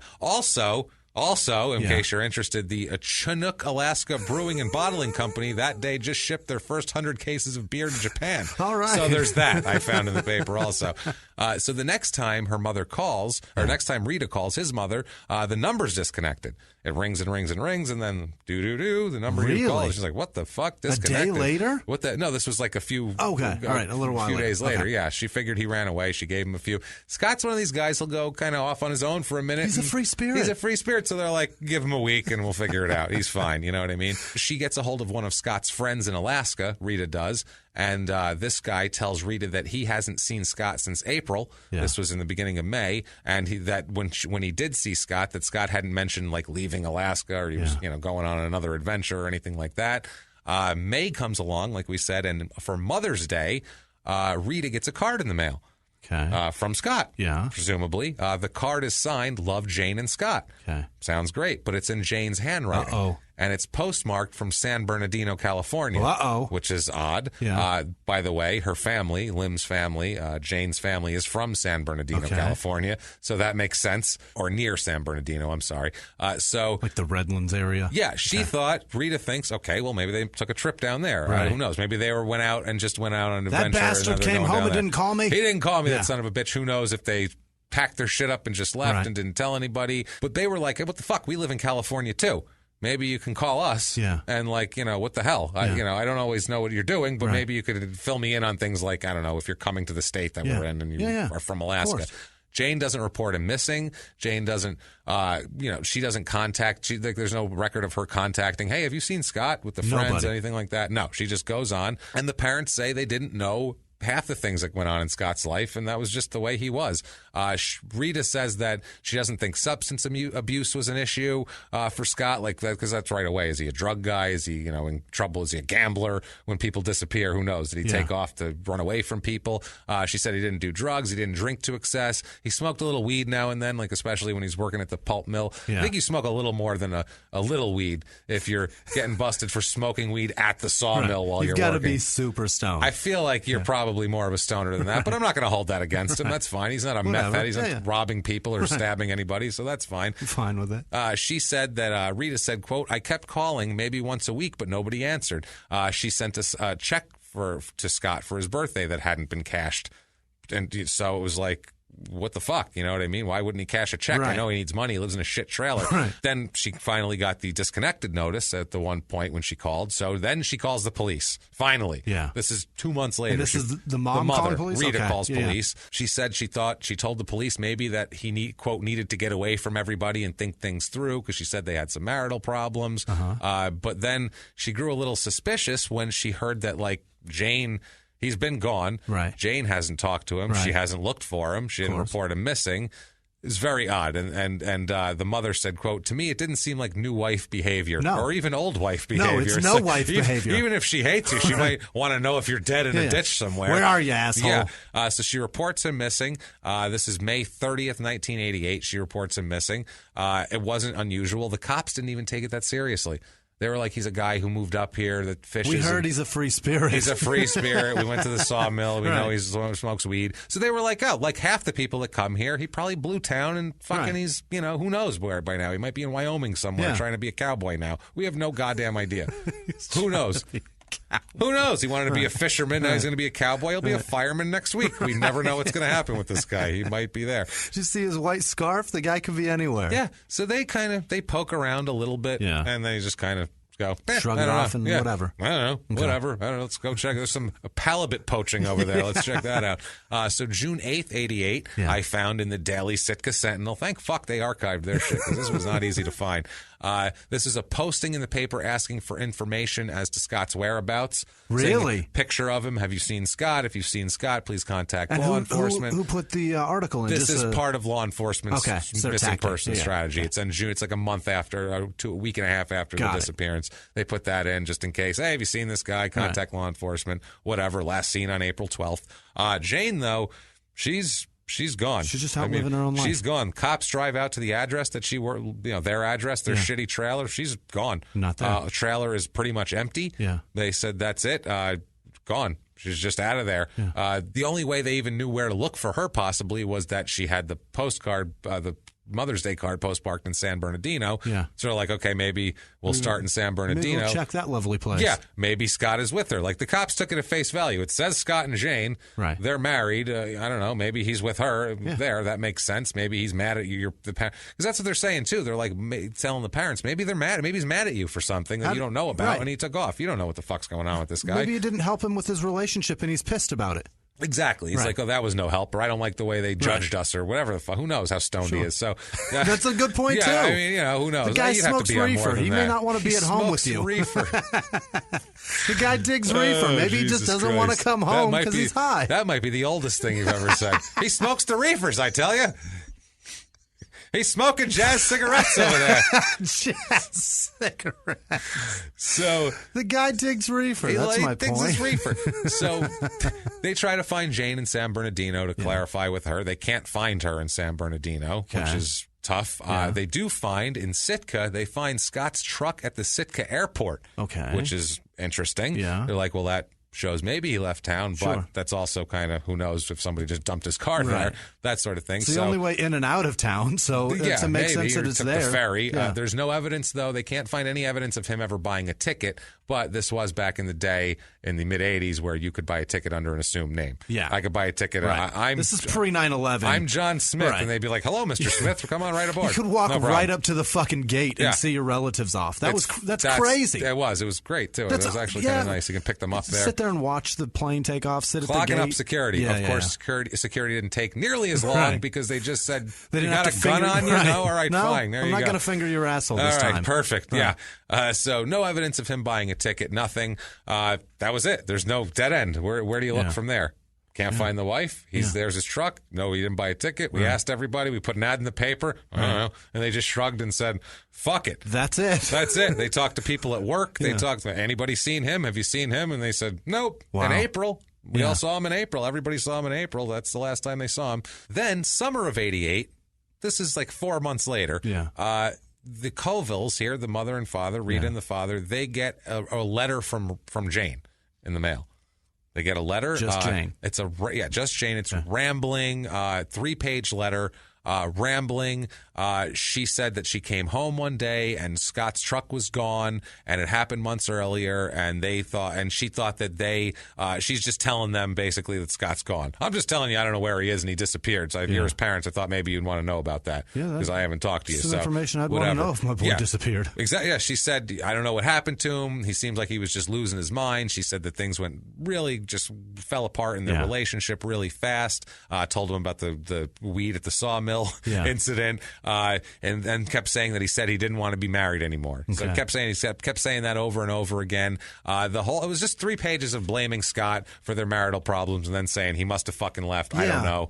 You find him. I don't know what the hell to tell you. It's a letter saying, like, these are the reasons why he's gone. Yeah. That's all that she's saying. Yeah, these are why he might have left. Right. I don't know, but he's gone, and I don't know where the hell he is. Okay. She gives them her new phone number in California, Jane does. Okay. So she does that. The mother says, though, Rita says they didn't contact her. Yeah. They said they were suspicious of her. Yeah. No shit. Yeah. They were afraid if they talked to her. This is a great quote. She said, quote, I was afraid that if I contacted her and talked to her, I might say something that a Christian non-Christian shouldn't say. So, yeah, you think she might have had something to do with the disappearance of your son. Right. You might be a little non-Christian at that point. I might throw some Asian slurs at her and call her a whore. It's possible. So then there's a few months after that. A few months more go by, and still no word from Scott or anything. Okay. Now Jane calls Scott's parents on the phone. Like this, she should just fucking lay low if she's doing this. But no, she doesn't. She says she's in San Diego, which is where they're from. And she wanted to go to a party that night. This is her. Hi. No, you haven't talked to your son. He's been missing for like 6 months, and I'm his wife, and I should super care a lot about this. And we should probably be like sitting in a room working out a strategy, talking to investigators. You know how it works, though. We should probably be. The level of care that I should have, super. I should really definitely be there. High level of alert. I should be just super alert about this whole thing. But I got to go to a party tonight. And my concern is that I left a cocktail dress, I'm pretty sure. Get the fuck out of here. In one of the closets in our house before we got married there, you know, where you guys have access to. Is it okay if a friend of mine comes over to look through the closets in the house and find my dress? That's what she asks these people. Hope you find your son, by the way. Sweet Pete, what a weird phone call. Yeah. By the way, hope your son turns up. Need a dress. It's got sequins and shit. I'm sending somebody else over. Sending a stranger over. Hope they find our boy. Hope she finds the dress before you find your son, because I need to do this tonight. It's fine. So Scott's parents, probably pissed, as you might expect. Mr. Colville says to her, quote, "You can come and get it, but please don't send a stranger. Come yourself." So they never talked to her or heard from her again. She never showed up. Fuck no, she didn't show up. She can't look them in the eye. She knows there's going to be some questions. You know what I mean? Now, this is something that I found in none of the investigations, none of the court documents, none of the anything, none of the newspaper. None of any coverage of this. I feel like I'm the first person to inject this into this somehow. I don't know how.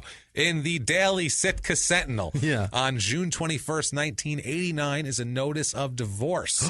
A notice of divorce that Jane is divorcing Scott. She's represented by Jacoby and Myers firm. Get out of here. God, no fucking way. Jacoby and Myers. The daytime She fell for it. She fell for, I'll be a physical therapist like it tells me to do in that course. I'll be, Jacoby and Myers tells me they're the best place for divorce. So amazing. This is a service, by the way. This is a summons by publication.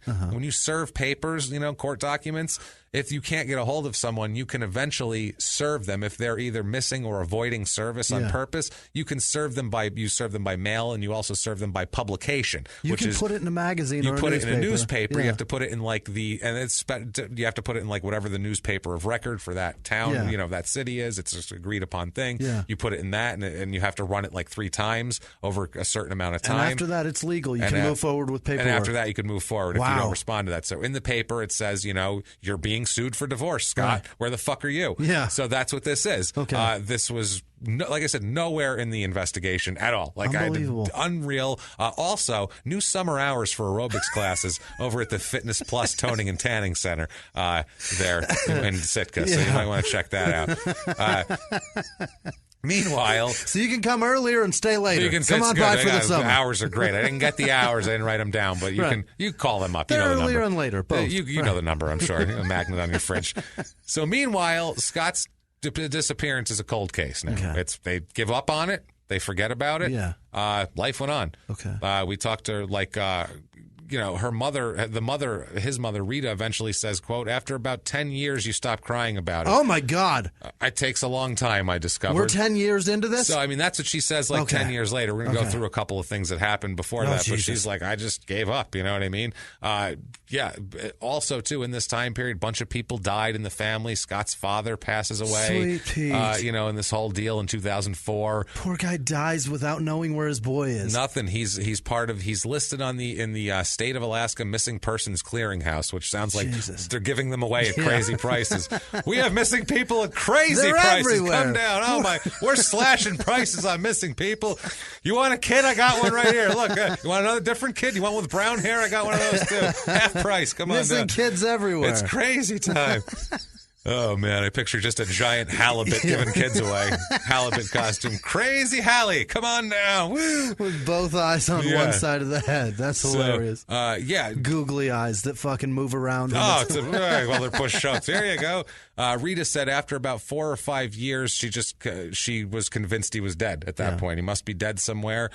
She said that, after 6 years in 94. I can't imagine. Can you imagine this? They just said, we have to move on, I guess. And they said also it was horrible because they hoped that they didn't want to hope he was dead, but they kind of hoped he was dead. Yeah. They hoped he didn't just not want to talk to them for 6 years. What the fuck did they do wrong? So you got to be on that side. The emotions had to be horrible here. By 1994, the Colville family asks Alaska authorities to make it official and declare him deceased by the court so they can move on with everything. They still think Jane had something to do with it, though. Rita said She filed fucking divorce. She filed divorce pretty quick. How do you file divorce to a man that's missing? She's saying, he ran away from me. She's saying, I came home, he was gone, he's missing, he obviously doesn't want to be married to me, so I'll get a divorce. But it just looks suspicious. It just shitty. Looks really not great. Rita said, there's no way someone married 6 months and the husband vanishes wouldn't at least call his parents to say, we had a fight and he left. Did he come to you? Is he there? Where is he? Can I whatever, something, or even fuck him. Where do I send his shit? Something, some kind of contact sort of with something, communication that shows that you're either done with this relationship or you're actually fucking concerned. That's it. She just packed up the shit that belonged to her that she felt like taking and took it and left everything else in the trailer and fuck him, truck at the airport. Cold-hearted bitch. She went on and lived a fine life. By 1994, she's living in Southern California. She's a physical therapist. Okay. She's not like, hiding, living under an assumed name, working in a massage parlor, jerking people off under. No, she's not doing that. She's just there's old people getting their knee injuries worked out by this guy, and not just old people. I just everybody. bit my tongue on so many jokes. I know. There's so trust me. That slipped out the hand. It was enough. So we'll move forward. She did get super religious. Real quickly, though, ladies, if you go to nail parlors and get your nails done by Asian people, they for sure talk shit about you, and I only know that now because I went to go get a pedicure while I was getting my oil changed at not even oil change, my car was getting worked on. I was going to be there a while. They told me to go to the businesses in the parking lot. There was nothing open except a nail spa, so I was like, whatever, I'll get a fucking pedicure. So I'm getting a pedicure, and the little Asian man next to me. Sad. We're going to talk about that later, by the way. My Asian man next to me doing the toenails of the lady. Did they gave me a will him to you when he came? Yeah, it was my Asian man. Yeah, he said mine. Like you owned him. The Asian man doing the toenails of the lady next to me. They handed you a leash when you walked in. Here whatever native tongue he was speaking in, he said something to the guy next to him, and then in English he said something else to him, and then he turned back to the lady's toes. And he forgot that he was speaking English, and he goes, she have a lot of crap in here. And then he froze and realized that he said that shit in English. Shit. Wrong program. Close that. Reopen the... shit. And then he went back to whatever he was speaking. Reopen Mandarin. But I guarantee you whatever he just said in Mandarin after that was, boy, did I just fuck up. Oh, man. She's going to be pissed later. I just fucked my tip up. There goes my tip. Yeah.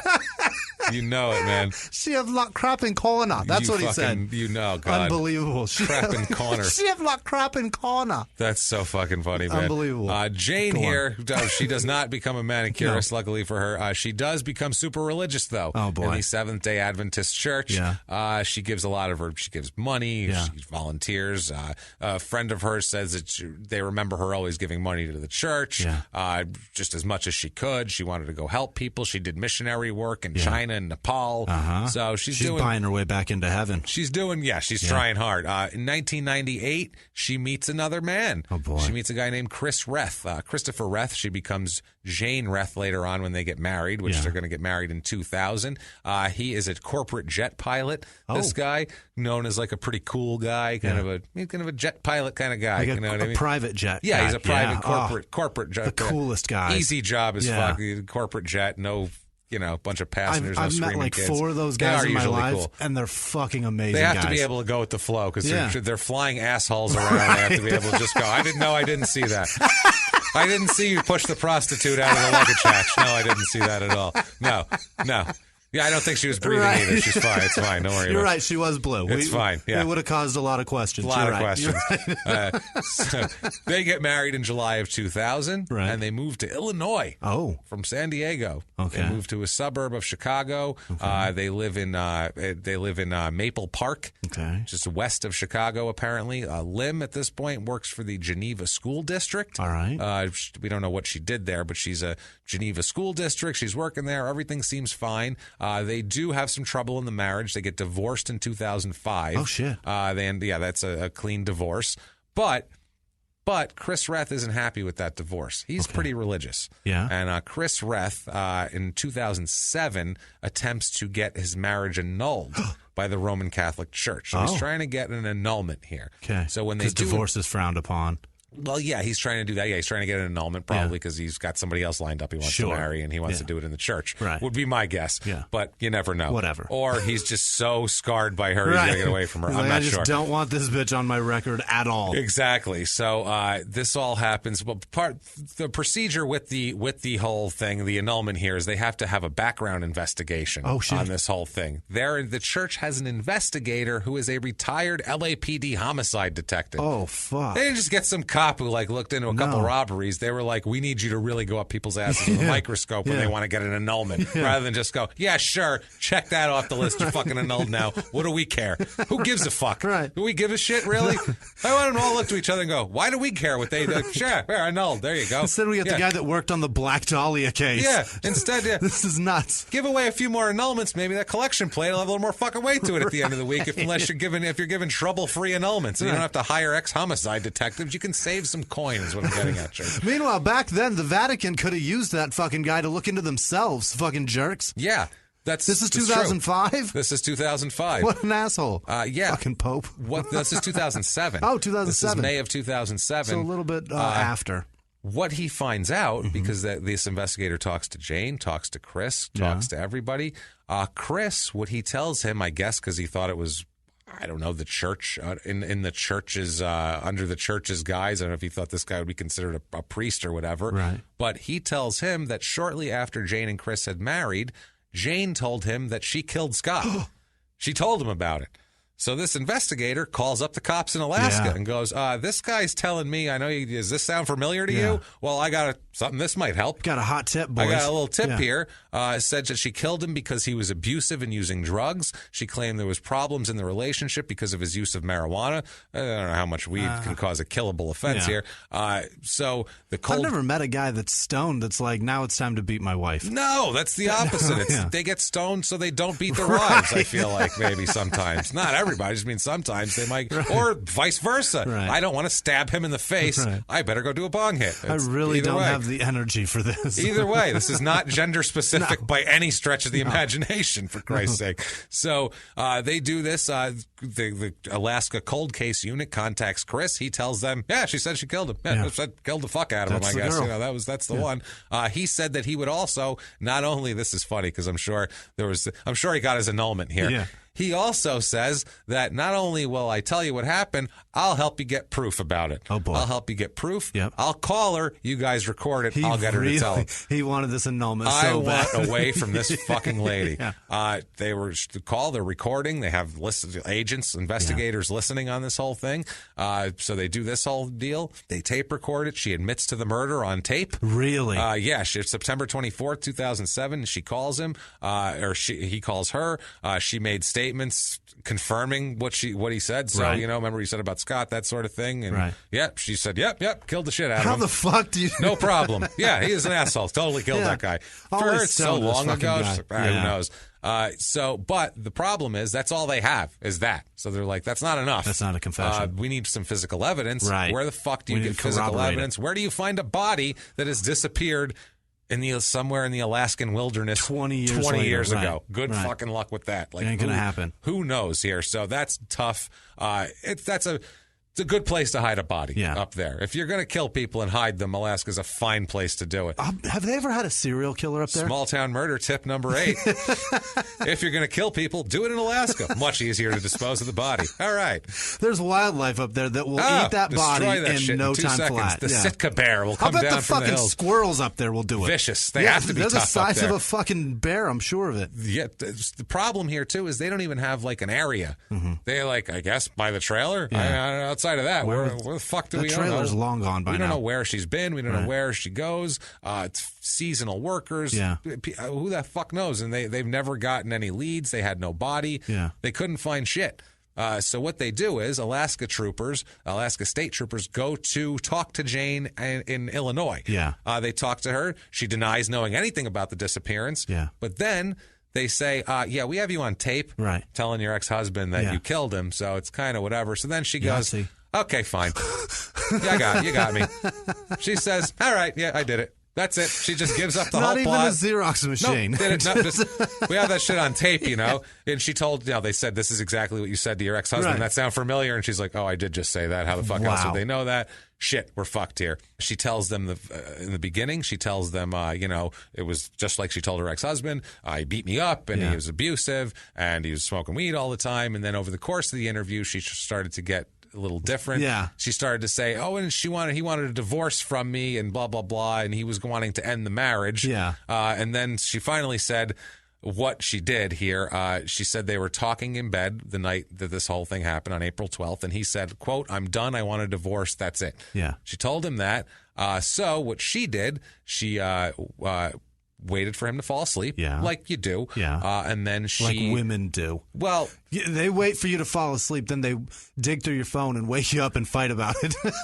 He would have been thrilled to get a phone digging, because instead of digging through the phone, she dug through the closets to find a .357 Magnum that they kept in the trailer, because in Alaska, literally you go to your car, there might be a bear. Yeah. So you need a big gun. Yeah. So they have a .357, so she takes it and shoots him in the neck while he sleeps. Sound asleep, shoots him with a .357 in the neck. That'll wake you up, too. Pretty point-blank range. Well, it never woke up shit, because he just died right quick. away. It just blew out his whole neck. Oh, you know what? It probably explodes your heart, too, because that's where the vein is. It fucked him. It destroyed him. Now, that's not the crazy part. Yeah. Okay? She shot him. Yeah. So how the fuck... Where is he? Yeah. You figure, right? She's small, too. Yeah. How's she dispose of that guy? 6-foot tall guy, 175 pounds, that sort of thing. What she does is, after she shot him, she must have taken some stock and went, shit. She went and got a long axe, as it's called. No. As she called it, a, quote, long axe, and dismembered him. Wow. Pretty fucking good, too. Not just like, I'll chop off the... She chopped him up into pieces, stuffed his dismembered remains into the garbage bags, and then put them in the trash cans. Also cut up the bloody mattress that she did this on, put that all outside for the garbage men to take. Wow. They took it. And back then, the city got rid of their trash by incineration, so it's all burned up. Burned up. Wow. Not a fucking thing. Nothing. No idea where the body was. So at this point, she said she cleaned up the inside of the trailer. She cleaned up the whole thing. She confessed, but they still don't have any evidence. Yeah. They let her go. Wow. She says, I shot my husband in the neck, chopped him up into pieces, put him in the garbage, and they said, well, hey, have a good day. You're free to go. You must have a lunch appointment you're late for, so you have a good one. My God. They let her go. There's nothing they can do. That's the law. That's the way it goes. A missing person, there's a confession, there's no corroborating evidence, there's no you physical can't do anything evidence. about it. She could just go in there and go, just fucking with them. I didn't do that. Right. Now, how are they going to prove it? Right. Well, she said it. Okay, what else you got? There's Unbelievable. no corroborating evidence there. So they need that. They need something. So what they do is they find the trailer. Wow. The old trailer. That's lucky crazy. That wasn't incinerated. They were able to figure out where it was, and thankfully, like we said, it hadn't gone away. Yeah. So there's 20 years, all this shit. What they do is they get a search warrant. They head to that master bedroom. They start ripping up the carpet and shit. They ended up getting to the subfloor that was down there when they were in the trailer. Still Scott soaked and Jane. with trailer. Soaked with trailer. Soaked with blood. Trailer's a good word, so it's fine. You were right. You can sub that for semen, bile, or whatever you want. whatever bodily fluid that you Still don't want. soaked with blood. They found something here. They find blood. They find a large stain. They test it for blood. DNA says it matches Scott Colville, so they know he actually died there. They matched it back to him. They matched it back to him based on when he had his wisdom teeth out when he was a teenager. His mother saved them. Wow. So they matched him up there. I mean, they could have just taken mom and dad's blood. They did that also, that. but they wanted to make sure here. And even if they had this proof, they wouldn't have helped him in 1988. They might have known he was dead and not missing. They wouldn't have looked for him in San Bernardino. And the DNA wouldn't have been. There was no DNA there. for them to do. That was just a pipe dream, kind of just starting out right then. So January 8th, 2010, a Sitka grand jury indicts her. Nice. Actually indicts her. They get a warrant, and there's a bail amount of $250,000. She's arrested in Illinois by Kendall County Sheriff's Office. 22 years later. 22 years later, they extradite her. She is charged with first-degree murder, obviously, for Scott Colville, and she is also charged with tampering with evidence for what she did with the body because it's never been found. The indictment says that she, quote, destroyed, mutilated, altered, suppressed, concealed, or removed physical evidence, the body or remains of Scott Colville. Basically, all of the above. All of the above, exactly. Jesus. That's tampering with evidence here. So this whole thing, I mean, this cold case unit is psyched. Yeah. Because they're like, we did it. Holy We're shit. going to solve something that we didn't think we would ever be able to solve. We just gave up on that fucking guy, whatever. So, they said the information provided in 2007 from the church investigator gave them something to go on. And then with the DNA technology, that helped a lot. People are stunned by this. Jane is living a quiet life. Doing good works with the church. She has a nice job. Everybody likes her. She's in Oswego, Illinois. Her neighbor said she was the one who checked the IDs at the community pool in the summer, and she worked at the social service agency in Aurora, assisting people with developmental disabilities. She was going for her master's in social work. They said she was always very friendly, but she kept to herself, that sort of thing. But they were all shocked. They're that's like, what murderers do. Yeah, she's the nice, but they're like, she's the nice, like, charity lady. Maybe that's why she's quiet. Well, she's fucking trying to earn her way back. You don't expect the little Asian lady doing charity work to be like, I bet she killed her husband, chopped him up with an axe, and put him out on the curb. You just think she seems like a nice lady, like, whatever. So February 4th, she pleads not guilty in Sitka. She waived extradition so she could go there. She was being charged under Jane Reth, which is her legal name. She changed it. Her bail remains at $250,000. October 8th, 2010, a few months later, changes her mind. Pleads guilty. Oh, really? Yeah, she said, maybe this is a bad idea. Pleads guilty to second-degree murder. Alaska's a death row state. Don't think it is. Penalty. I'm not sure. Possibly, but they weren't seeking the death penalty on this one anyway. Really? But she charges it's a second degree murder. She agrees to that, and they agree to drop the tampering with evidence charge on that. She could earn a sentence of up to 99 years in November of 2010 when she has this. Yeah. So November 24th, 2010, after pleading guilty to second-degree murder, she had to talk about in court how she did it. She took him apart. She disposed of him. Jesus. She had to talk of the whole thing on his birthday, by the way, on his 26th birthday. That's nice of him. That's nice of her. Like we said, as part of the deal, they dropped the felony charge of tampering. Right. She didn't even appear. She was in Juneau. I guess the ferry wasn't working that day. Okay. So she was held there. So she participated in the hearing by phone when they had a hearing here to change her plea.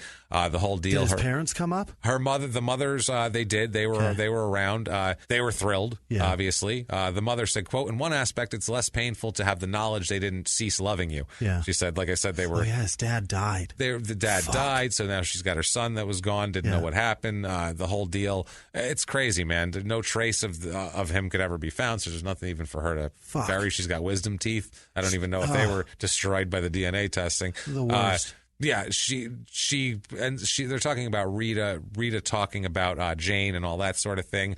They told Rita that she said that he was threatening divorce and the whole deal, and she snapped. The mother said, quote, realistically, I would rather have her plead guilty than go to trial because there's no body and there never will be because she disposed so thoroughly of my son's body. Holy shit. So she's like, there's a possibility there that she could weasel out of that. I'd rather just have her plead guilty. Imagine. But it's sad that she's a little happy. She said at least she knows what happened to him, which is, whatever. And she said too, she's not mad at the cops because she said some of the evidence even it wouldn't have worked, wouldn't have mattered. No, she said so they could have had it all they wanted, they still couldn't have caught her with it.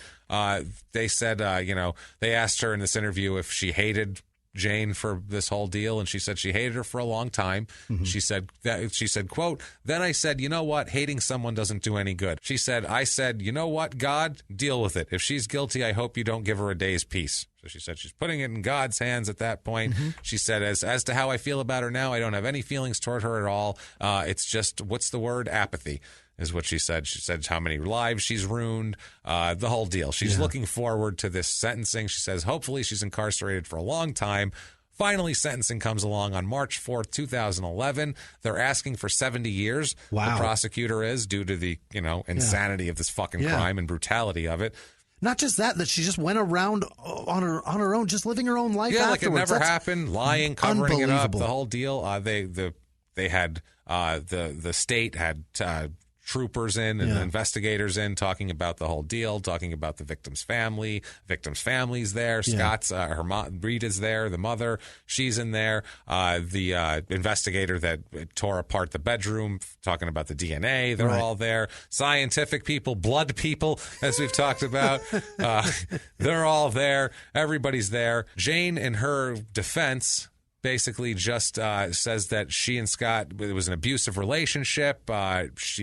She said, the family didn't believe that. They said he's never been violent. They didn't see him as violent. All the friends said he's not the abusive type. It's just not him. There's no records of any sort of domestic violence. She's got no proof of that. Anything like that. She actually says that her defense says that just because no one called 911 doesn't mean there wasn't abuse.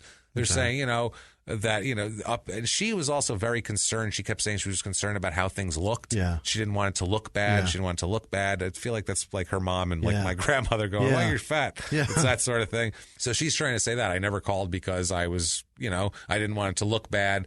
She said that she's sought the services of Sitkans Against Family Violence, which is a local domestic violence advocacy organization. Yeah. She said she'd stayed at SAFE, S-A-F-E, which was a women's shelter.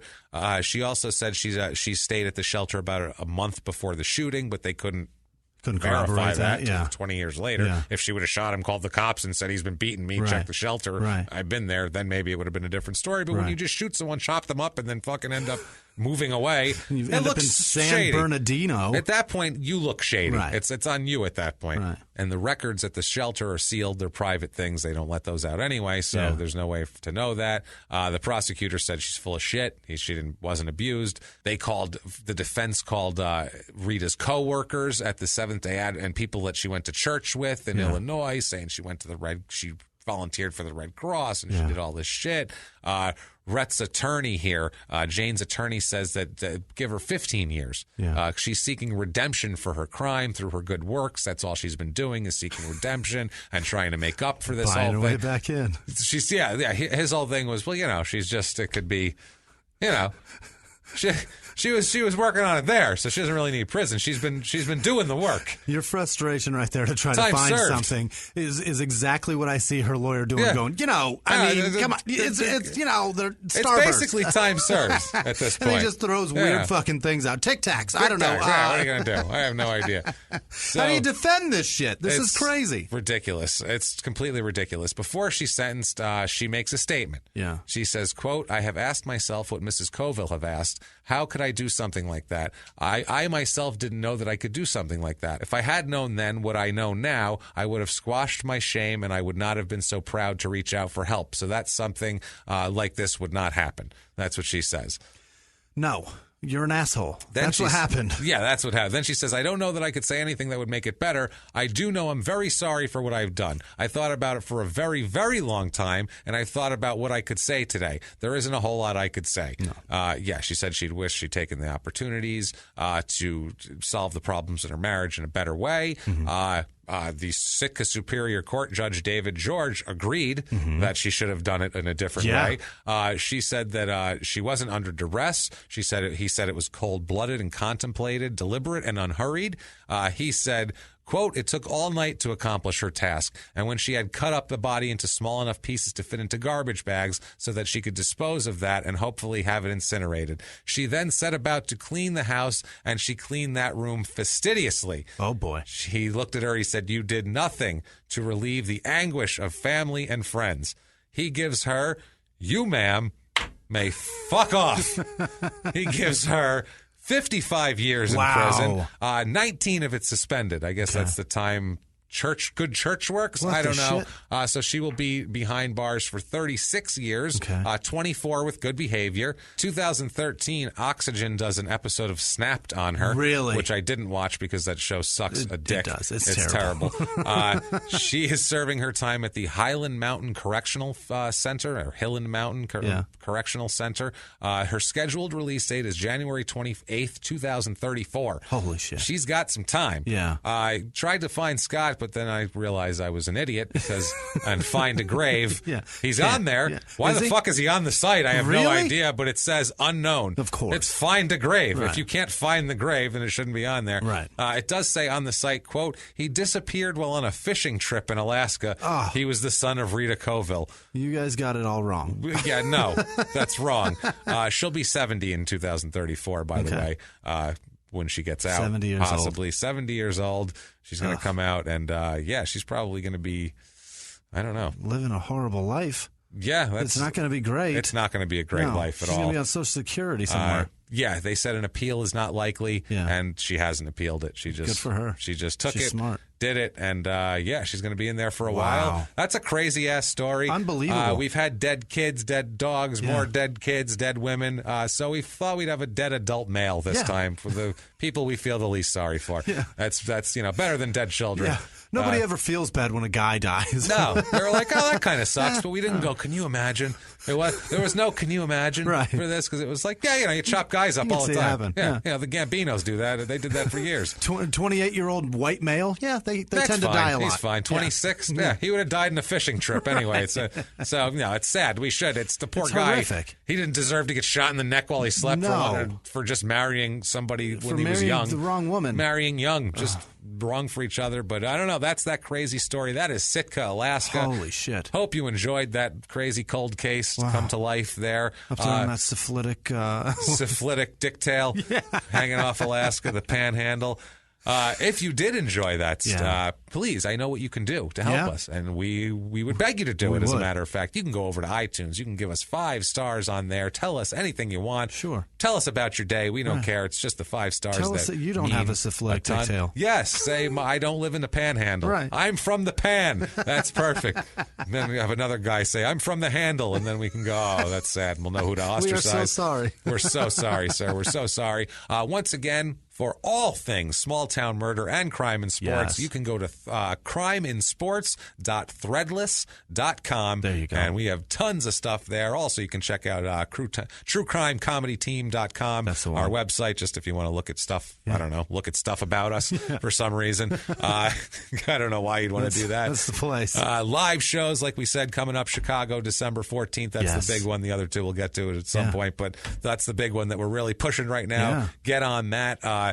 If you want to be an amazing person and be like one of these fantastic producers that we're going to talk about and fawn over in a moment, you can go to patreon.com/crimeinsports and you can make a donation there, or you can go over to PayPal to make a one-time donation, and you can do that at PayPal using our email address, which is crimeinsports@gmail.com. Yes. Also, if you want to get a hold of us just to say whatever you want, you have a case, you want to say hi, whatever the case may be, you can do that on social media. We are at Murder Small on Twitter, Facebook.com/smalltownpod. And like we said, you can email us over at crimeinsports@gmail.com.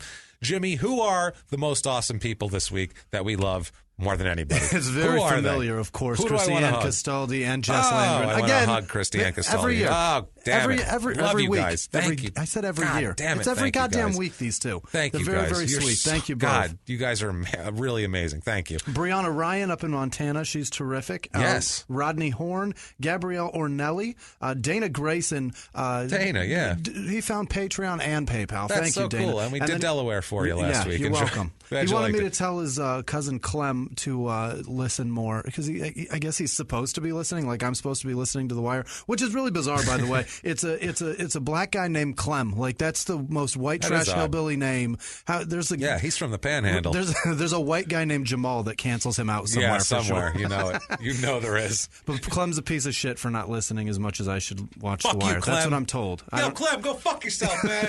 Yeah, motherfucker, that's right. Listen more, Clem, you dickface. John Taylor, Nicholas Lamb Yorsky, Daniel Mates. That's it.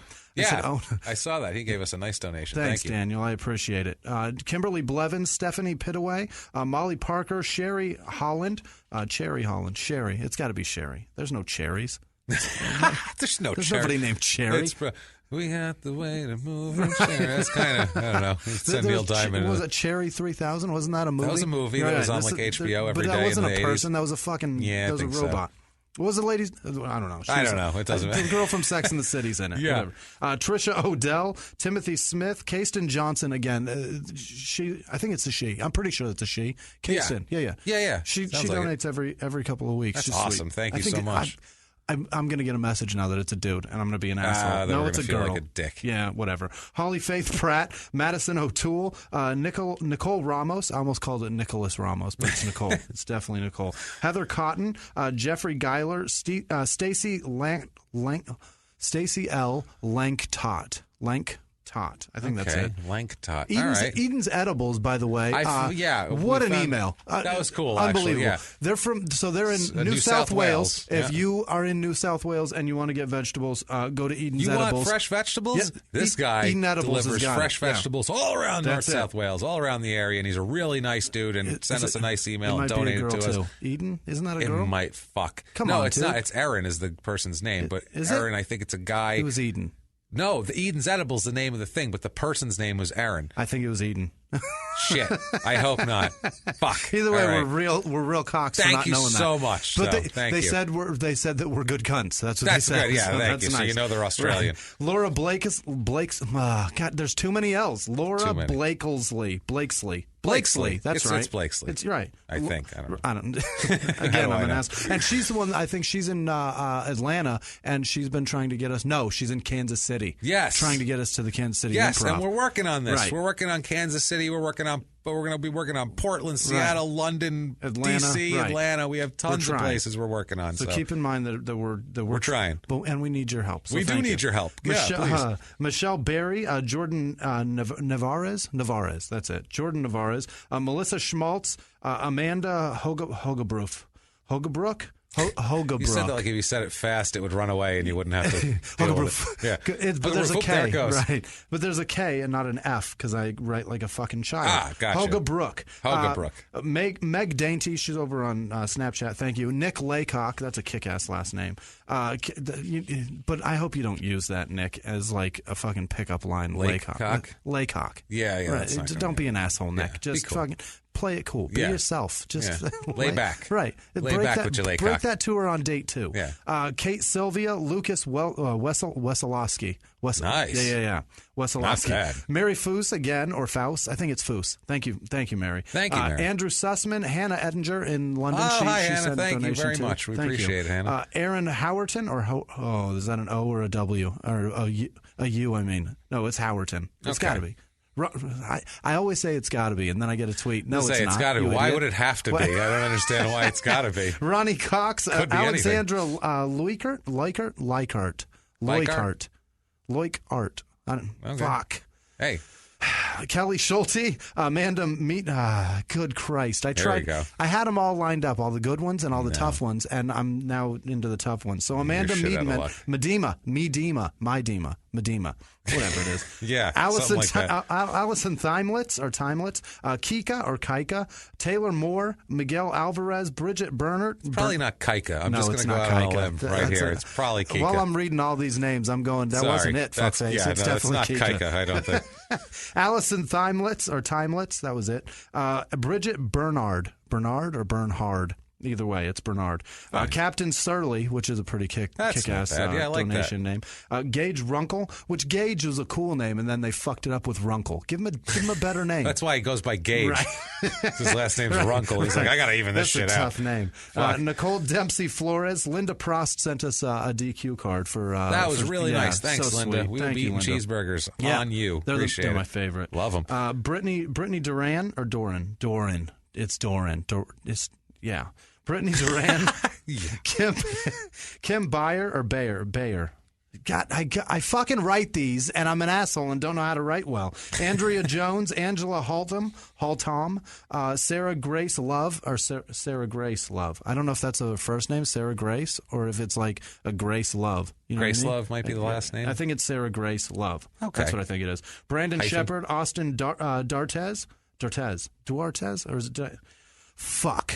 Did I spell it wrong?